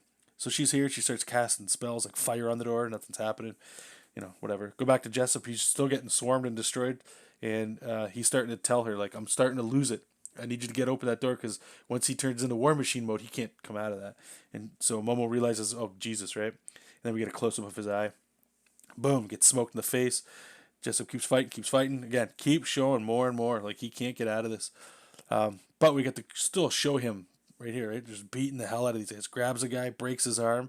And what I was trying to show here too is you can see here, like he's punching through these creatures. And we do have some artwork for this that I can show you to give you guys some context. This is a cool shot. It's like he grabbed him, punched him all the way through onto the ground. Get like a really cool thing. But he's just punching and stuff. Here, now he's breaking an arm. Grabbing that guy that has a broken arm, slamming it into another thing and breaking that, throwing it away in pieces. He's getting more and more primal. You know what I'm saying? And then we're zooming in on that eye. Remember I said that? We're zooming in on the eye. And that gives us a nice transition to the B story. So we get that city, get that nuke going in the back. We see the city over here. You guys don't know what the hell this is, but it's a city and a little hut with like a poor family in there, right? And see, like I started to put little like notes in here. So kid brings food they found to mom. And it's berries, right? So what I thought that would do is it would show they're not eating, right? This is a terrible time. And she's very excited that they found food, but she's scared. Do not go out. I've been scared to death where you've been. And it's a little kid, so he comes in here, right? Rumble, rumble, rumble. And then I just wanted to end with it there. Is it here? Like Jessup's a fun guy. He's talking about hummus and wrestling in the last issue, right? But that's not, he's a war machine. He's a killing thing, right? So now we get the reveal. Boom. I wanted this. I was really excited to get to this page, guys, because I thought it would have been sick. Because he's always a funny guy with the big mustache, looks like Mario kind of thing, right? But this, to me, and I know it's scribbles, but it's like a haunting image, right? It's just this black silhouetted head with red eyes. The Terminator, monster eyes. He's found them. And I know, and you know what Jessup is. But the thing is I'm still blocking out his face so you don't see who he is yet. We all know who it is, but there's that chance that it's not. And again, the reveal just makes it worse because he's a good guy. But he's a 10-foot tall machine, right? And when you see explosions and nukes and the kid saying, is it here? It's not the same character that we know. Then we jump back, and Momo's trying some spells. She's reading something. She's like, oh my God, someone left... Yeah, remember I told you she bought a book or whatever? So she's like, oh my God, somebody left a bubble tea coupon in here. Again, just to bring it out. Let's get some more laughs in here again. I want the laughs in there. That way when we go back, we can start to get into the serious things and they become serious. So we're back here now. Jessup's got those red eyes, right, that we remembered from when he was back. So now he's gone. He's losing it. See, he's screaming. He's got the cool laser eyes. Momo casts a spell, rains on his eyes. It distracts him. It breaks him out of it. Even the monsters stop. And everybody's like, what the hell? Why is it raining? Right? And Mom was explaining like blah blah blah blah blah, and then she tells him, "I figured it out. It was the water. The water's all we need to do. You need to relax. These aren't real things. You're bringing this on." And once he realizes that, all of them they start disappearing around him. Right? So they disappear, and then you hear clap clap clap clap clap, and then the monk shows up, and this is the monkomancer that I was talking about. Story. We're all talking story. The guy knows who Jessup is, that he's a war machine and all this stuff. And this guy actually has a role to play later. I mean, okay, yeah, hey, what the hell? Who cares? Let's go into it because I don't know how much of this will stay around. So this Monkomancer is a guy that was in exile, and he's the one that actually invented all the war machines. And the war machines were created for this guy named Megacosm, who we were eventually someday, maybe going to get. Probably the next version we will. And he needed them as the military force of the galaxy or the universe, but he started to become corrupt and he started just destroying worlds. So this guy went into exile because they knew anybody associated with war machines, you had to get rid of them. They couldn't be around. So he knows how to he does a lot of magic through like monk kind of. I don't know what the hell that kung fu is, whatever the hell they do, like the meditation sort of thing. So he calms them, right? So he starts saying things like, "You have to take your past and get over it," kind of thing. And he's telling him that's the only way you're gonna look down. And Jessup's like, "No, I want to forget. That's why I'm here." So he starts casting the spell, and there's nothing Jessup can do. And he says, "You will remember. I will make you." And he's like, "No, not again." And he's like, "Match out. You have no choice. My magic will make you." And I'm writing real primitive here, but I can spice that up. So now we go back to the city. He sees the kids or whatever, and I don't know what happens here, but he murders them. He kills them, no problem. Then when we come back, or you can see the blood on his face now, and then we start hearing like this wispy kind of text like Jessup, Jessup, it's Momo, snap out of it. And then he's when we flash back, it's like bang, serenity, be at peace, and he's kind of fixed himself. And then now we get the cool thing where it's a little orb, it's that little tranquility orb, right? Some story, and Jessup consumes it, and now he's able to control his rage. Cool. And then he also gives one to Momo, and she gets pissed off about it, right? So it's a little joke. So they're all like, "Oh, thank you," blah blah blah, like all that. And then the Monkomancer's like, "Well, no, like well, this isn't it. I'm coming with you guys." And that's where it ends. It ends on like a little cliffhanger, like, "Oh, so how's issue 3 gonna go?" Right? So that's the flow. Jesus Christ, eh? Okay, so let's go there, and then what I'll do is I'll show you guys. I guess did we ever make it to inks? Just the cover. Um, show you the first 2 pages. We did these on streams, I think, like 2 years ago now. It's been so long. My God. So here's issue or panel 1. It might be a little hard to see because of all the busyness, but here's the mustache with all the blood. Here's Jessup. He's right here. It's hard to see on the stream, and he's throwing his hand through this monster thing. For those that forgot to, let me just do this. You guys get the cover. If you guys remember the cover, right? These are all the swarms that just keep coming around. These things, like little flying. They look like Geodudes if you ever played Pokemon. So yeah, he's on there. He's fighting them, and then we get that cool shot where it's like he's punching, but things folding in around his arm. So we get like a nice pop of blood. Right, a lot of busyness. And then here, can I turn?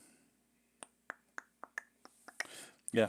Anyway, so we get the establishing shot, right? We get the big old. This is where the Monkomancer lives. He's in this little whatever. Jessup's getting swarmed. There's a lot of blood on the ground, so to show that he's been there for a while. And then here, it's Jessup still getting swarmed and just beating these things up. And then another establishing shot where we can get some jokes. But anyway, that's where it ended. Why the hell did I think I just showed it. I'm trying to forget, like, or remember why the hell I even showed this. I think somebody asked where I was getting into somewhere. Anyway, I hope that helped you guys out. I hope you guys dug it. You'll never see it, but I hope you got it in your mind and you guys can play it out in your head.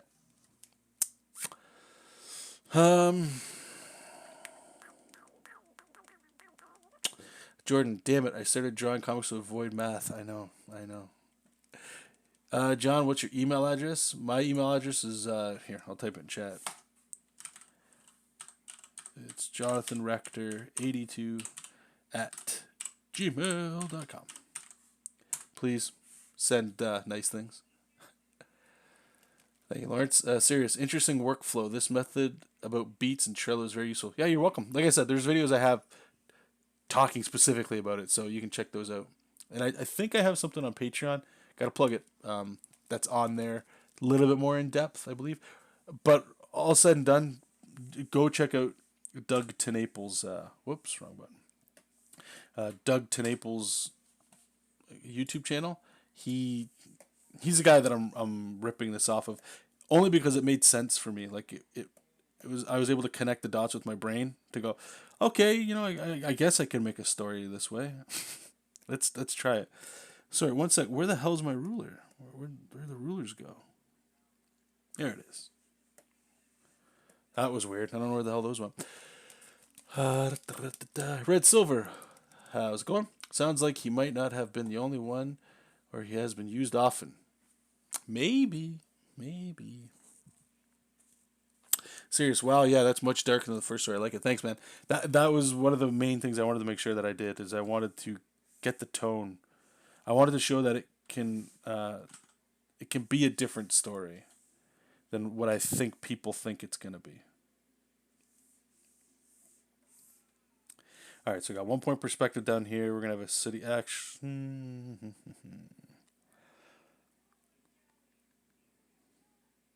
I want it there.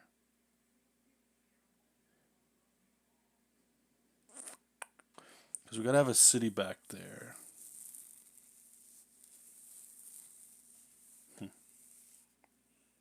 Oops.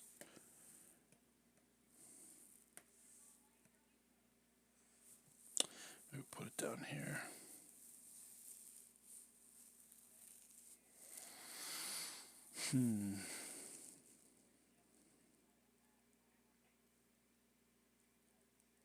Yeah, I think that's how we do it. So we got everything's going here, but we gotta have this is coming over here. This is kind of coming down here. Something like that. All right. So now I got my grid. We're going to draw in some colors because colors make it easy to see. Yeah, you're welcome, PJ. I hope you dug it. Okay, so I'm going to ask this question here because there might be new people in the chat. I did say at the top of the stream that I was going to ask it a little bit later. We've been in almost 2 hours in. Thank you, everybody, too, by the way, for being here. Do appreciate it. So the question is, and I hope this doesn't make people think one way or the other. Just hear me out.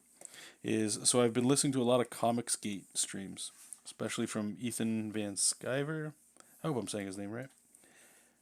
I hate getting people's names wrong. Streams from him and some other cats that, I enjoy their company because I'm interested in not Comicsgate itself necessarily, but how they're able to, their methodology, I suppose, of building an audience in 2020 on YouTube. And it's not just to get a bigger channel, but it's how they're able to arguably increase the people that have eyes on their work and are interested in their projects, right? And that's what I want. And I think a lot of people want that. So one of the ways they do that is they will basically make non-art related, well, maybe there's some art related, but not necessarily art related videos. That way you can kind of get a little glimpse into seeing them. So, like I'd say we're all different on Twitter and Facebook. Not that you pretend to be somebody else, but like you post things. So like, again, the analogy I use is like listening to metal music. I listen to metal music. There's board games behind me. There's like some comics I read. There's things I do besides draw. And it might be interesting to have videos alongside these to cast a wider net. So my question is, how do you guys feel about that? Maybe not necessarily if I'm doing it, but what do you think if you would do something like that? And the controversy part, because I know that will get brought up at some point, is it's not about, like, I'm not looking to necessarily go for the things that you might consider would be drama, like, if that makes sense. I'm not looking for, I'm going to make a metal video, but it's about, I don't know, politics or something. I'm not interested in doing that. If it happens, it happens, but it's more along the lines of sharing more things that I do with you guys. It's different. And then other people come in there, so you're able to get more people to check out your stuff that normally wouldn't. So the next time you want to, make a book or try to sell something or do something that way, you potentially have more people that might be interested in what you're doing. You know what I'm saying? I have to redo this perspective grid too, because that is not right. That is all kinds of wacky. Anyway, so I'm throwing it out to you guys. If you guys got feedback on that, if you're interested in something like that, let me know. And or if you don't like it, I'd be interested in hearing that too. Or if you have no opinion at all, that's cool. All right, so I think what I'm doing, what's screwing me up here is this. It's like this triangle, but it's supposed to be a building, right? So this is we need a city in the background. So this is like the side of it. I hate drawing buildings where you don't see the other side.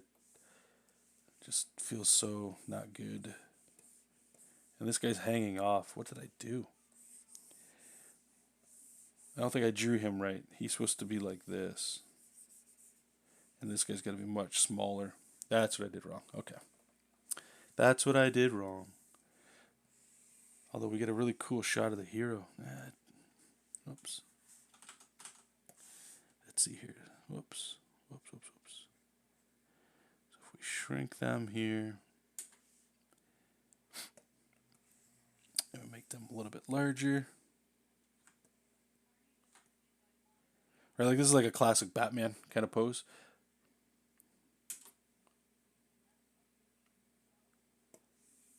So what I'm gonna do is I'm actually gonna not even consider the background right now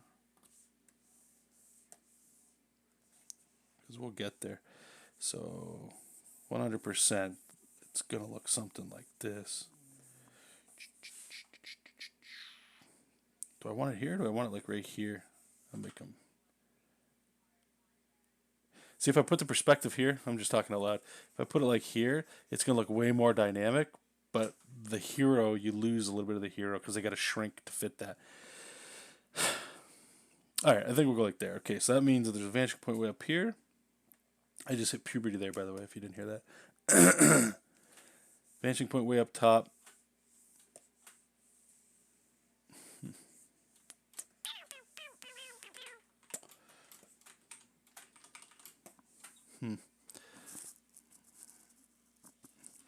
Jordan saying, not crazy about it. I greatly prefer Focus. It seems like most of their traffic comes from participating in that controversy, appealing to people who are overly concerned about SJWs.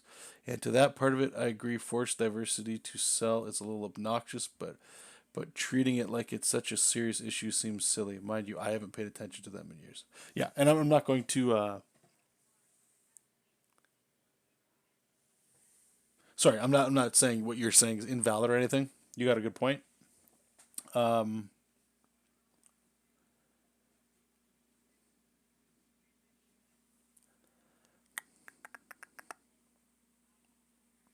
that's fair.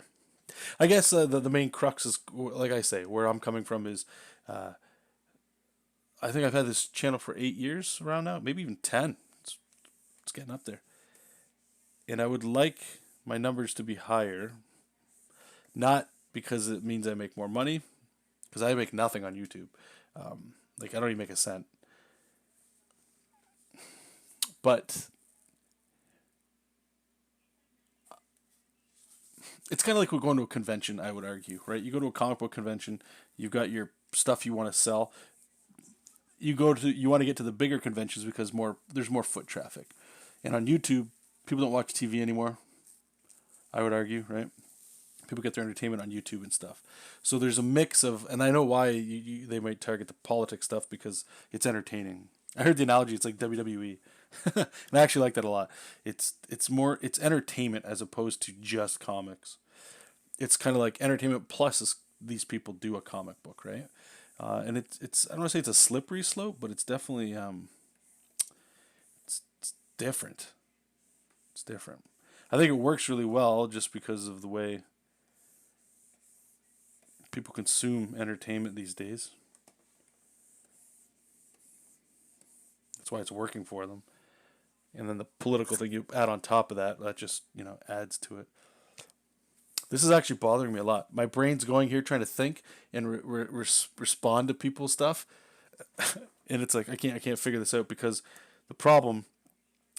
This is my solution to perspective. Is I usually have something and I like this, and I'll draw the grid over top of it. What I have doesn't make sense, so it's very tricky.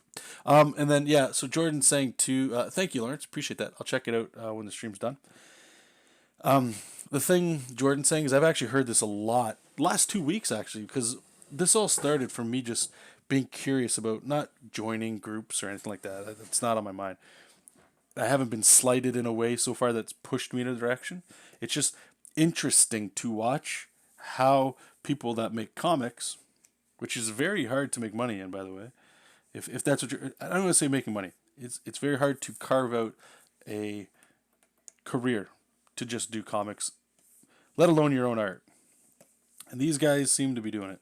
Guys, girls, whoever's in it, right? And I'm just curious. So I was asking questions like, tips and tricks. What do you guys got? How are you making this happen? And the more I delved into it, and I mean it's been all positive. I haven't had any negative reaction to anything.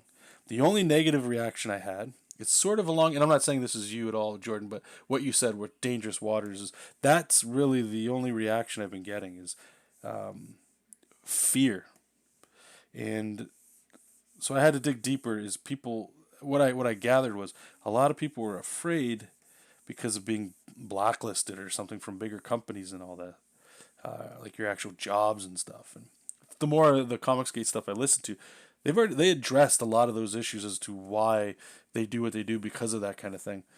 And I was like, okay, look, I get, it's interesting to see all points. Anyway, sorry, real quick, what I'm doing here is I'm not drawing this. I'm drawing the actual perspective I should use, and then I'm going to adjust what I drew this way. I'm going to kind of do it backwards. So I get it. But the one thing is when I hear something, and it actually bothers me a lot, is when you hear things like not just dangerous waters, but you be careful, don't get mixed in, don't this kind of thing. I don't like not making decisions or actions based off of fear. That drives me up a wall. If you don't want to say something or do something only because there's the potential fear of what could happen, I think, and I'm not, if this is you, that's cool. You know, like you keep doing whatever it is you like to do, and that's fine. But I would argue all of us have things in our lives that we're afraid to do. And fear is the one thing that keeps us all doing the same thing over and over again, right? There's definitely being cautious. I'll agree with that, especially when you're kind of dipping in the water of things that could be considered highly, I don't know. Like there's a lot of eyes on something that a lot of people are either mixed and or your view changes, if that makes sense. I can understand that. That makes sense. And most people when they say that, they're not I would argue most people I would hope are saying that out of a place of maybe not love, but respect, right? Like they're just saying just be careful out there, you know? It's like a mom and dad thing. You know, you got to go live out in the world, but just be careful. It's dangerous out there. And the thing is, with any group you're ever in, there's always going to be weirdos and people that you're not going to line up with, or just extreme cases, you know, of cats that are just, oh, they're not wired right. So I do appreciate the sentiments, though. But I had heard it, and again, I know I'm just reiterating it here. I've heard that a lot since making a couple tweets of just asking people that consider themselves in this movement, just to hear what there's. I just wanted to hear people talk, and some of the snap reactions I was getting, I was just like, Jesus. I only had like 2 people message me, private message me, and it was like they didn't come at me. They were just saying, you know, if you join this, you know, this is going to happen to you, and you don't want this to happen to you. You're a nice guy. And again, that's where I'm coming at. Like, I get the well wishes and all that, and I appreciate it. That's nice, but I mean, we're artists here. We're doing comics and stuff. It's like, come on. It's scary out there enough as is. Okay, I think I'm screwing this up here. It's too much red. Should have picked a different color here. I like to pick each color. So red, blue, and green for each axis or whatever, or each vanishing point, so my brain can kind of recognize a little bit. Red silver, that depends on the conversation. Was to a convention with a friend that tried to sell his work, or rather himself, to potentially people in the industry, but it was mostly families, and the focus was as much. Sorry. Okay, sorry. I think maybe it got cut off there. Yeah, I see what you're saying too, and that's just it. I like this is just stuff I'm thinking about, and I'm just curious as to what people are thinking, because feedback is always good feedback, right? Like I said, criticisms, right?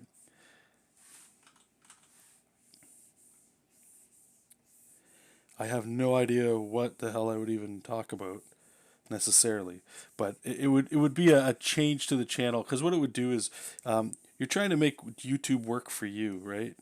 It's the same reason we all have Twitters and Instagrams and Facebook. You're posting your stuff out there because you don't know if your next client is going to be on there, right? Or, you know, some of you guys have stumbled onto me from however you found me, and I'm grateful for that. But sometimes there's people that stumble onto me because they want to throw money at me and have me draw something for them. That's beautiful. That's great. And then there's some people that go, "Hey, John, what do you do? Like, do you have your own stuff out there?" oh, you do pinups, or you do like you got a couple prints, or oh, Jessup King, there's comics. Cool. Can I buy that kind of stuff? That's all great. That's all good. Um, I guess the difference is why is YouTube any different? I don't think it is. It's just for me personally, I've treated my YouTube channel the same as I always have. It started off as an art journal, which is pretty much what this is. Difference is now I get to run my mouth, and you guys get to participate and help me keep running my mouth. And obviously, yeah, I can still help people, which is always great. I never not want to do that. Um, so nothing has ever changed that way. But at the same time, it's like, so how can I make it grow? Because it's like, I don't want to say it's petered. Like the subscribers I have, I'm always thankful for it. That's awesome. But is this it? Is this all it is? Is this just like the slow burn? Like my channel is just me drawing. I don't think there's anything wrong with that. But I just wonder. It's like there might be something else out there too that I could be doing that could help just give it a little jump start. So like when I do Godslayer and stuff like that, when those things start coming out, more and more people might be turned on to it. That's all. And like the first things, like I say, and I just want to make sure this is clear. First things coming to my mind is I don't necessarily care right now about politics and stuff because I don't even know what I would be talking about. But some things pop up. If that makes sense, I don't know. Anyway, okay, let me go back here, and thank you guys for having this conversation. I do appreciate it. Red Silver saying comics as merch and TV movie related things. See, and that's I think honestly that's the way to go. I do agree that comics are dying. Um,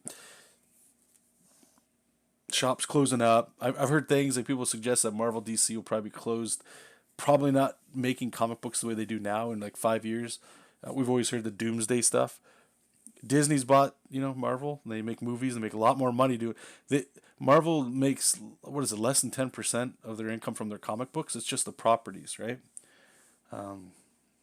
Hey, Keeman, how's it going, man? So it's just like, it is what it is. So the thing is, if you're a comic book artist, not to put the fear of God into you or anything, but like, what can you do to make money? That's all it is. If you want to be on your own or you just want to make money on your art, you gotta kind of adjust. That's where this is kind of, how do you survive in a world where the big two used to be big dreams for people and they might not be anymore, and this might be an avenue, which is interesting. Which is interesting. Jordan's just saying, I'm not out to be overly negative towards them. Not, it's fine, dude. I still like it. Don't worry about it. But establishing where I'm coming from here. Yep, I am very not a PC person, and I still think they're kind of a toxic group that takes cues from them. Okay, like it's not the politics, but the particular avenue and things they've decided to focus on. Sure, sure. I'm doing great, Keeman. Thank you, man. I hope you're well. Jordan's continuing here. You have lulls in activity working against you, not having an ongoing project to show and to bring people around. You want more equity as a channel, but I think there are always ways you could tighten your focus and build more interest in that way. YouTubers have a problem where they don't understand the whole brevity is the soul of wit thing. Sure, I know, and yeah, okay. And just to counter that, I suppose, or just give more context as well, is I've already tried. I think it took about a year of documenting the live streams, the process, and showing stuff for Jessup King, and it didn't move the needle, arguably at all. So it makes me think, and I mean that's just one experiment, right? But it just makes me think that like, I'm on the side that I'm pretty sure I'm right on this one, even though I know it might not be what everybody would agree, or some people would agree on, I guess. Is and the where I got that from too, just for context, is Gary Vaynerchuk. If you guys have ever listened to him, if you haven't, go give him a listen. He's a great guy. He's very motivational. I think a lot of the stuff he says is correct. The way he talks about mobile and digital, especially, 100%. So that's on par with why I was not only doing the project for Marvel and stuff like that, like to send them pitches, but was along the same lines as documenting, because people love process. They love. You guys are here watching me stream because I don't know why. You guys let me know. Is it just to hear me talk? I would argue it is. I'd argue it's more the you're drawing in the background, or I'm in the background, I should say. Uh, Few of you, and I could be wrong. Please let me know in the chat why you're here. But I would argue few of you are here just to watch me draw. And if you are here to watch me draw, I don't know how many of you are here for the entire stream. Because I know when I watch other people's streams, well, I don't even really watch people's live streams after the fact, but if I do, I skim. I'm hopping around. But personally, and I mean, I'm probably in a different boat here because I'm trying to draw more than just chat. I should say, if that even makes sense. So I'm not really putting people on the background too often. Sometimes I do. Sometimes I totally do. Lately, I have been, especially with the Comicsgate guys. Just to, again, I want them and I forget the name of the other channel. There's one or two other channels, the opposite side of them. But the opposite side, so it's I find it more weird. It's like literal attacks. Like I'm not getting anything out of it. Where I'm learning, I feel more on from the Comicsgate crowd. Personally, but yeah, it's just it's odd. It's odd. And I feel like the argument that it's all this is entertainment. I try to put myself in the same shoes here, right? Like when I was doing Jessup 2, that's one of the things I was considering. I'm like, why post it everywhere? And the main reason I decided to do that was because I didn't want to make people come to me. I wanted to go to them. I don't know where everybody is. Everybody's on the internet, whatever that means. I don't know what your social media is of choice. It could be YouTube. It could be nothing, right? Maybe you're one of those rare cats that you don't use social media, right? That's fine too. So I decided, I'm like, okay, well, that means that I got to go everywhere. So I tried to do that. I tried to go everywhere so that I get the most people checking it out. So that's sort of in the vein of where I'm going. And so to think of it in that way, people go to YouTube, or I do. I don't know about you guys. I don't watch too many art things. I don't really go to YouTube for art content, I would say. I go there because it's my entertainment, it's my TV. I'll watch videos, comedy things, skits. There's a couple channels, Tyrone Magnus, listen to that guy all the time. I'm watching people react to try not to laugh challenges. Like, what the hell is that? Stupid. But that's what I'm doing, right? Like, there's very few cats. There's a couple, and some of you guys I'm friends with. If you record yourself drawing and it's a sped up video, I'll watch that. But like this, personally, I'm not rewatching this. Like, few people I'll do this with. That's just me. So I'm trying to use myself as a model, going like, well, if that's true for me, how would I get me to watch what I'm doing, right? And that's what gets interesting about the Comicsgate model. I'll say is arguably yes, they're doing the high drama, high WWE stuff, right? Like a little bit of tongue on cheek. Sometimes it's direct attacks, not attacks. That's the wrong word. What's the word I want to use? They don't like somebody, right? So you'll get specific that way, that kind of stuff. That I'm not, like hopefully by this point, you guys know that's not. I'm not really into that. I would call it drama, whatever you will. It's just not fun for me. That life sucks. Well, I don't say life sucks. That's horrible.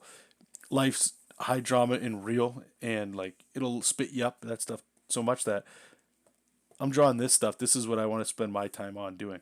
So it's interesting. The stuff that I would maybe talk about would I don't know if it would still gauge the same sort of thing because listening to the drama, right? And I'm not saying I will, but I'm just suggesting that when there's drama stuff, it's interesting. A lot of people like shit talking. It's popular, for better or for worse. I'm not saying I'm going down that road. I don't just saying that like I don't know. Like I don't enjoy drama. I like to figure out a solution. Okay, we got an answer. Let's move on. Let's try to be more productive, right? That kind of stuff. So it's interesting. It's kind of all over the place here.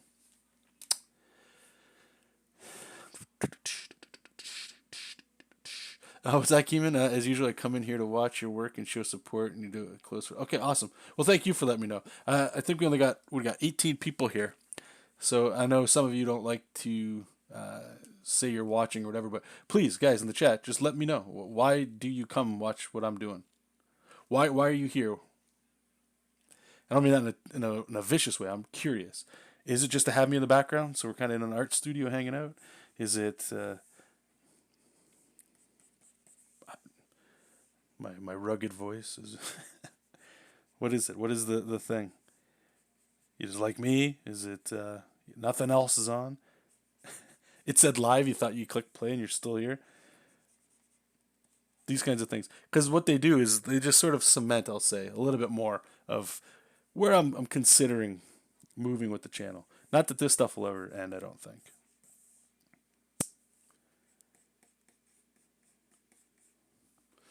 Jordan, most of my day is art focused. I play art videos and draw for 10 hours. I think most people probably watch you to learn from you. You represent a certain level of success to some watchers. Well, thank you. I do appreciate that.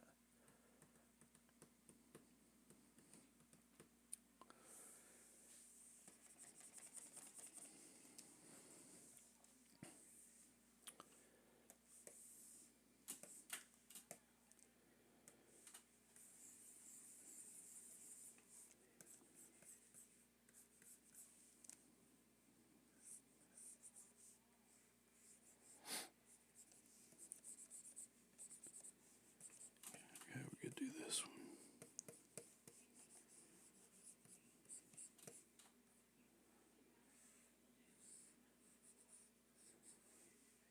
Oh, look at that.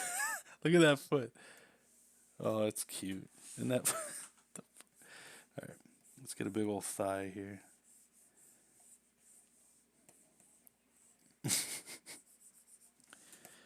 And this one will, maybe we'll bring it back here a little bit. Just to show volume and space here, I guess. You know, like these shapes are going in the distance. That'd be cool to have. I don't know why. I think it's actually probably really dumb. They're holding them up by this rope here, and then they're like over here because the pose looks cool, but the rope's going to the back of their neck, so all the weight that they're holding is being rested on their neck. Okay, either you're like a super badass with that, or that's really silly. Maybe we can just sling it down like that. That's probably better. Actually, that would be. I want it straight, more straight, I think. Not full of slack. Yeah, we better. Come on, go up here like that.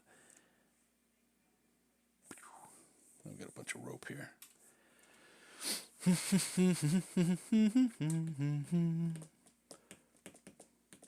Oh, thank you. I turned around and you guys are all like loaded up. Thank you, man. Lawrence, I come to watch your videos. Okay, thank you.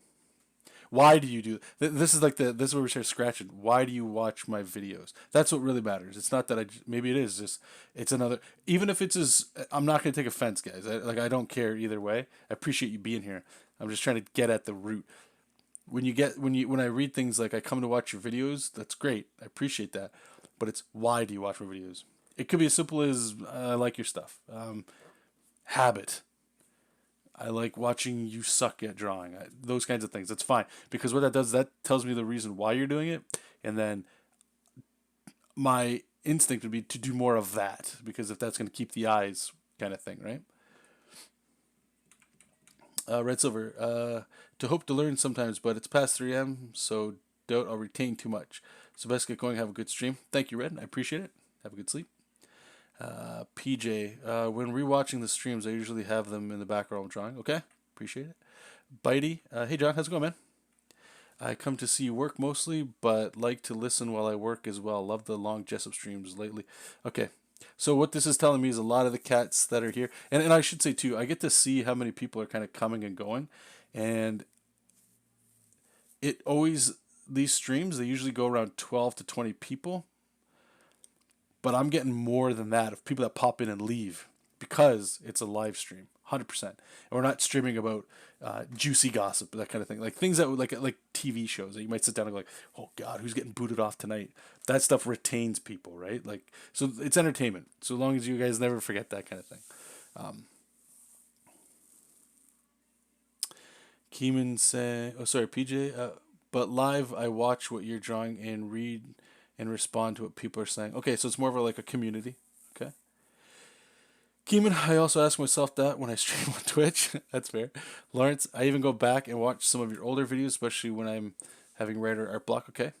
It's a little bit of inspiration. Zip Gun, welcome. No, you've been here before.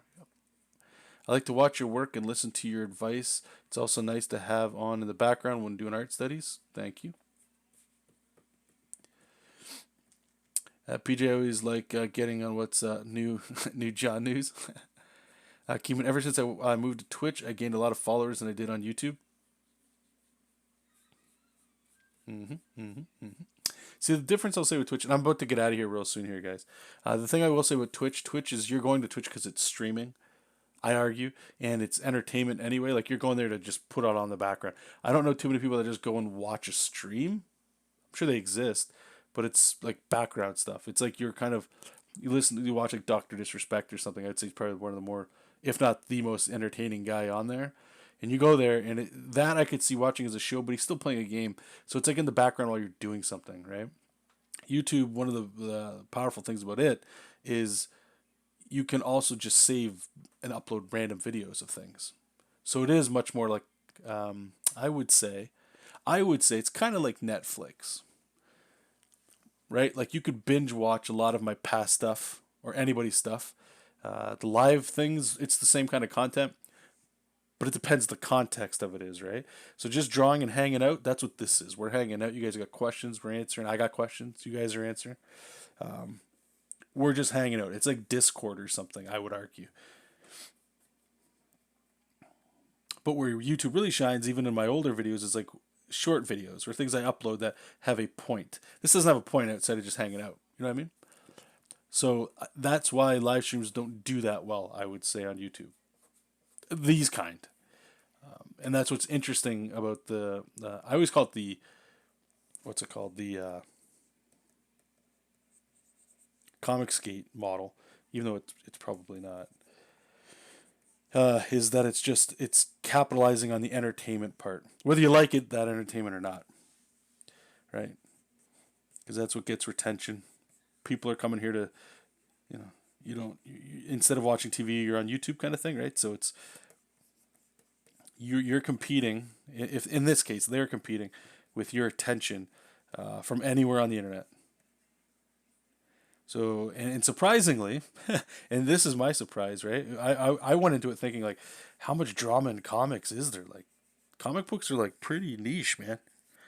Like you watch or a lot of these cats videos, and they're not really talking about comics. They'll sprinkle in, go check out my comic, but they're talking about broader things, and that's I do think that's the answer of branding yourself on YouTube. And it's the more I'm talking about it with you guys too, and the stuff I'm listening to is sort of cementing that.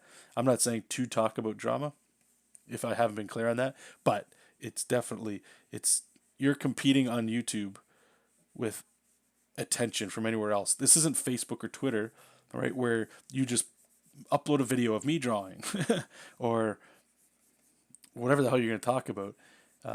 People don't care, I would argue. And that's a good thing, you know? It gives YouTube a purpose, I would say. Because right now, this is pretty much Twitch, right? If you think about it. There's nothing wrong with that. And I do hope what I'm saying isn't coming across as like ungrateful or anything like that. But I'm in the back of my mind. I'm from what I'm hearing is change is it's coming, and I should start doing change. I don't know what that change is though. Still some art. Still definitely have art content though. I'm not gonna stop. This is the good shit. This is why I'm doing anything, right? Is the art stuff. Let me catch it up here. Oops.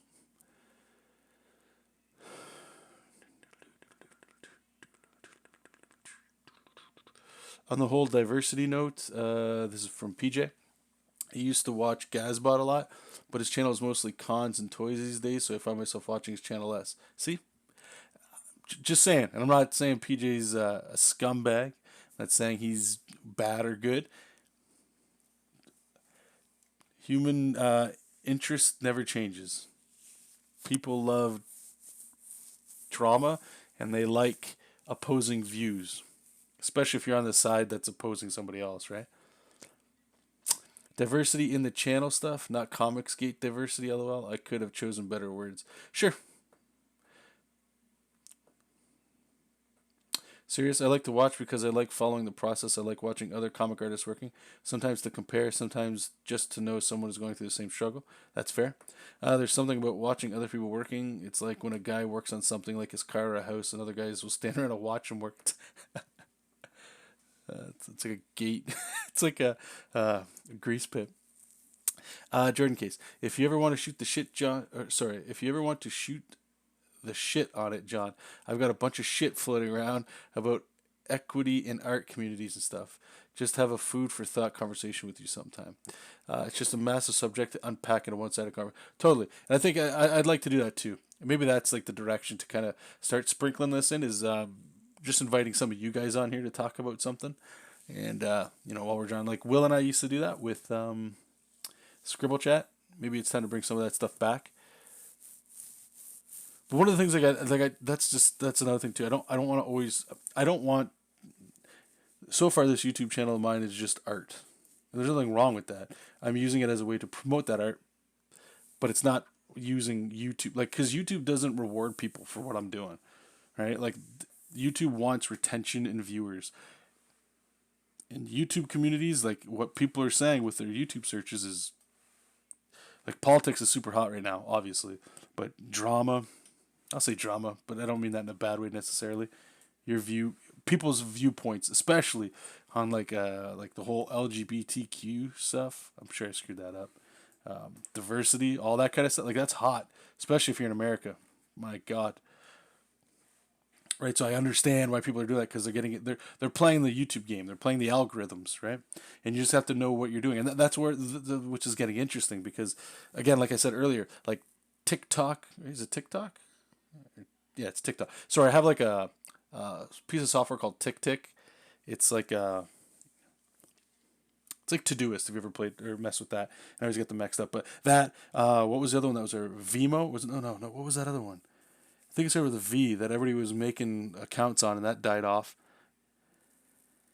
What else is there? Snapchat. I don't even hear a lot of people talking about that anymore. But these are things as an artist you got to go. You have to go to where people are if you want people to see your stuff, right? And if you're just uploading art on YouTube, unless somebody specifically types in what they want, that's what they'll get. A lot of YouTube stuff it's TV, right? So it's you get recommended things that you watch, that kind of stuff. So that's where my mind's at. Is like how do you manipulate what you do to get people into your stuff appropriate for YouTube? Does that make sense? I could be wrong on it too. I could be totally wrong. Oh yeah, I miss Will too. Sadly, I don't know when it's ever going to work again, especially with the baby I got too, right? So that's the other thing is getting people. I can't commit to a time, so it's very very sporadic, which again doesn't help getting viral growth. We'll say. And this too, I just want to say this is like the real talk for those of you that maybe don't know Vine. Thank you. But this is like the real talk that like a lot of cats might not talk about, or that if you're an up and coming artist, you might not be thinking about. Is your style and how you draw is definitely important, but like Twitter is different than Facebook, right? YouTube is different than Snapchat, Instagram. They're all different. You gotta, and you're. I don't think you'll be able to ace all of them, but if you can get good at some of them, or even good at one of them, you gotta go all in. But each game is different. And the trick is how do you get people to be interested in that game and then go, oh, you also do stuff? Cool, let me check you out. Right? At the end of the day, we're all trying to make money off our art. Most of us, I would argue, right? If you could be full-time artist with money, and put bread on the table for your family, take care of your family, as most people want to do, take care of if you have a family, if that's something you're into. Right? You want to take care of people, take care of yourself, leave a legacy behind for your family. If you got a son or a daughter or whatever, be an inspiration to them, that kind of stuff. Right? Like there's more to it than just I think what it used to be. And actually, and I think I'll hopefully end with this. I always say that, and I'm always here, right, rambling. Is back in the day to get a comic at Marvel or get a comic to get a job at Marvel DC. You guys all know this. You just go to all these conventions and just hammer out editors. Boom, boom, boom, boom, boom, boom, boom. Just please, please, please, please, please, right? You're out there getting all that stuff. And that's never changed with the internet. The internet just gave you more ways to do it. You know what I mean? You might not be offending people if that's what you want to talk about it, but like uh, buying plane tickets, con booths, all that stuff. That's the game everybody played, but that's not the game anymore. Like that's not how you get people's attention. In the comic book industry, again, like I keep saying, is, and I don't want to sound like the doomsayer stuff, but all the stuff I've been reading and hearing from people that work in there and otherwise, and I'm sure it might not be the answer, but the answer that I'm hearing is that it's not looking good. And I'm a big proponent that like human ingenuity and give people time, and the people that actually care to fix it, we got good people out here, right? And people will figure out a way to make it work, whether it's whatever issue you got, right? So there's hope. There's hope. Always have hope. But that's one of the beauties. Like if you want to make comics or art and you don't want to go with these companies, it doesn't even matter if they go out of business or whatever. That just makes you a way better commodity. That makes you got a chance. You got a better chance now, right? That I think that's one of the sexy parts is, let's assume, and I know there's a lot of like everybody's always said that these companies are always going under, always, right? But let's just role play for a second and say it were to happen. There are people that enjoy comics out there. For whatever reason, they're not reading them. At least at the comic stores as much as they used to, but they like them. Where are they? Where do they all go? And the internet's awesome because it lets you reach anybody anywhere. But how do people find you? They find you with social platforms, and that's what YouTube is. I don't think YouTube was that before, but it is now. YouTube can be a place where you just upload videos, but if you think of it a little bit different, I think a lot of us would gain a lot from it. And I'm not quite sure what the answer is outside of what the Comicsgate guys are doing.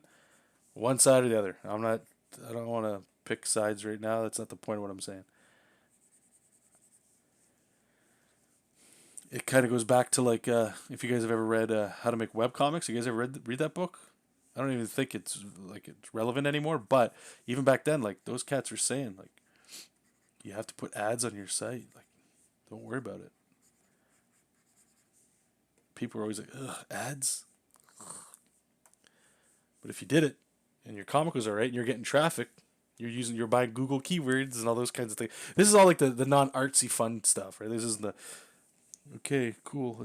This is how you draw the human body stuff. This is the stuff I'm talking about is what I would consider to be like, okay, this, you wanna start talking about being an artist? This is the real shit, you know. So it's not comfortable. It's not fun. Oh, maybe it's fun. Maybe it's fun. Anyway, let me just quickly go through what everybody's saying here, and then I'm gonna say goodnight to you guys.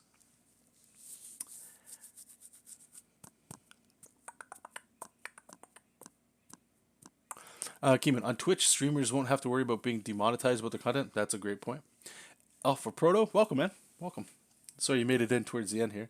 This is good information. You could clip this and post in standalone video. Thank you, dude. Sean said something and he retracted it. Sean, what are you saying? I'm curious. Donnie, welcome, man. I love your streams, but always late to them. That's okay. It's very enjoyable to listen to you while I'm lettering comics. Oh, you're a letterer. Awesome. It's good to know. Always looking for a good letterer. Your stream always amplify my will to work, and I'm very grateful for that. Well, thank you so much. Buddy, I was all about the Comicsgate thing until it became more about drama than comics and stirring up hate at ex comic book guys. Yeah, and deemed unworthy. Still tend to support Comicsgate books over others though. And I will say this. I talked to one guy. The other one I'll leave out. We were talking about this. I have to imagine. I would say 80% of people are probably pro Comicsgate stuff, but we don't want to talk about it either out of fear of what that could happen to your business or just the backlash on pick a social media, or you don't. I don't want to say you don't agree with everything, but like the reason you're saying your comics gate is all you want to do is make comic books that have nothing to do with like the real world at all. You just want to make like what I'm drawing, a superhero holding a villain over a building. That's the story. There's nothing else. There's no. It's escapism and entertainment, and that's all it should be, and that's all you want it to be. I think that's what a majority of the people in Comics Gate believe. There's always going to be the extreme people, and it doesn't need that to be like I'm just using Comics Gate as the label to group the people that think that way. I don't even know if that's the right word to use, but that's just the word I'm using. But then there is definitely another group of people. I don't know what they're called. Well, there's a three-letter word that a lot of people throw around with it, but it's they have a view of what it should be, and it's changing. So you know what I mean? Like it goes both ways there. But ultimately, I'm in team entertainment. Give the people what they want. If people want some of this change that's coming, okay, well the money's there. Go make the money, right? That's what it is.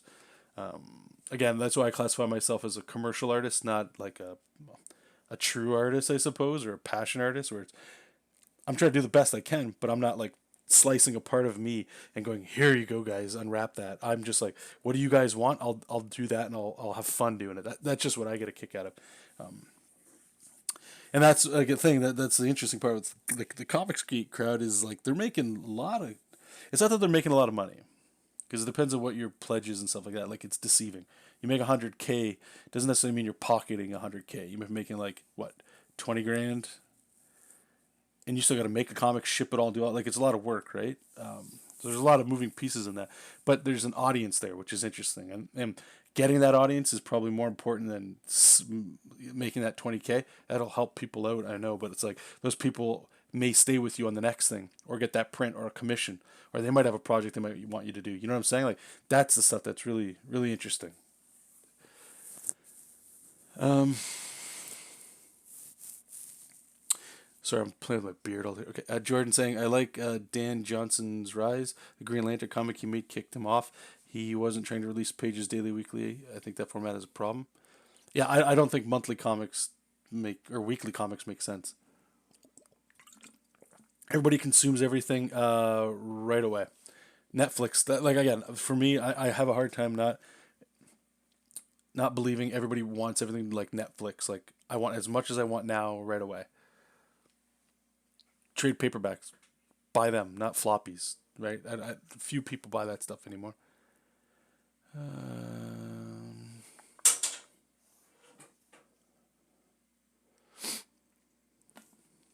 Sorry if I'm snipping over. I mean, he was trying that on Space Mullet, but it was widely ignored. Oh wait, who do you say? Dan John? Oh, Daniel Warren. See, I say his full name, so Dan Johnson didn't. Whatever.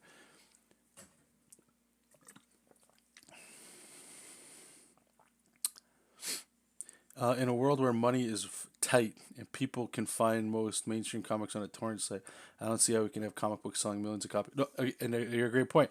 And to that point, I'm not saying everybody's pirating, and I don't think you're suggesting that. But at the same time, that's why individuals, you guys, us, indie stuff, is has the potential, and it clearly has. Some people are succeeding big time on it. If you're talented enough, and if you push hard enough, and you make people check out your stuff, that's the stuff. Like I don't know how many people are going to be torrenting like indie stuff. It might exist. I mean, I don't know.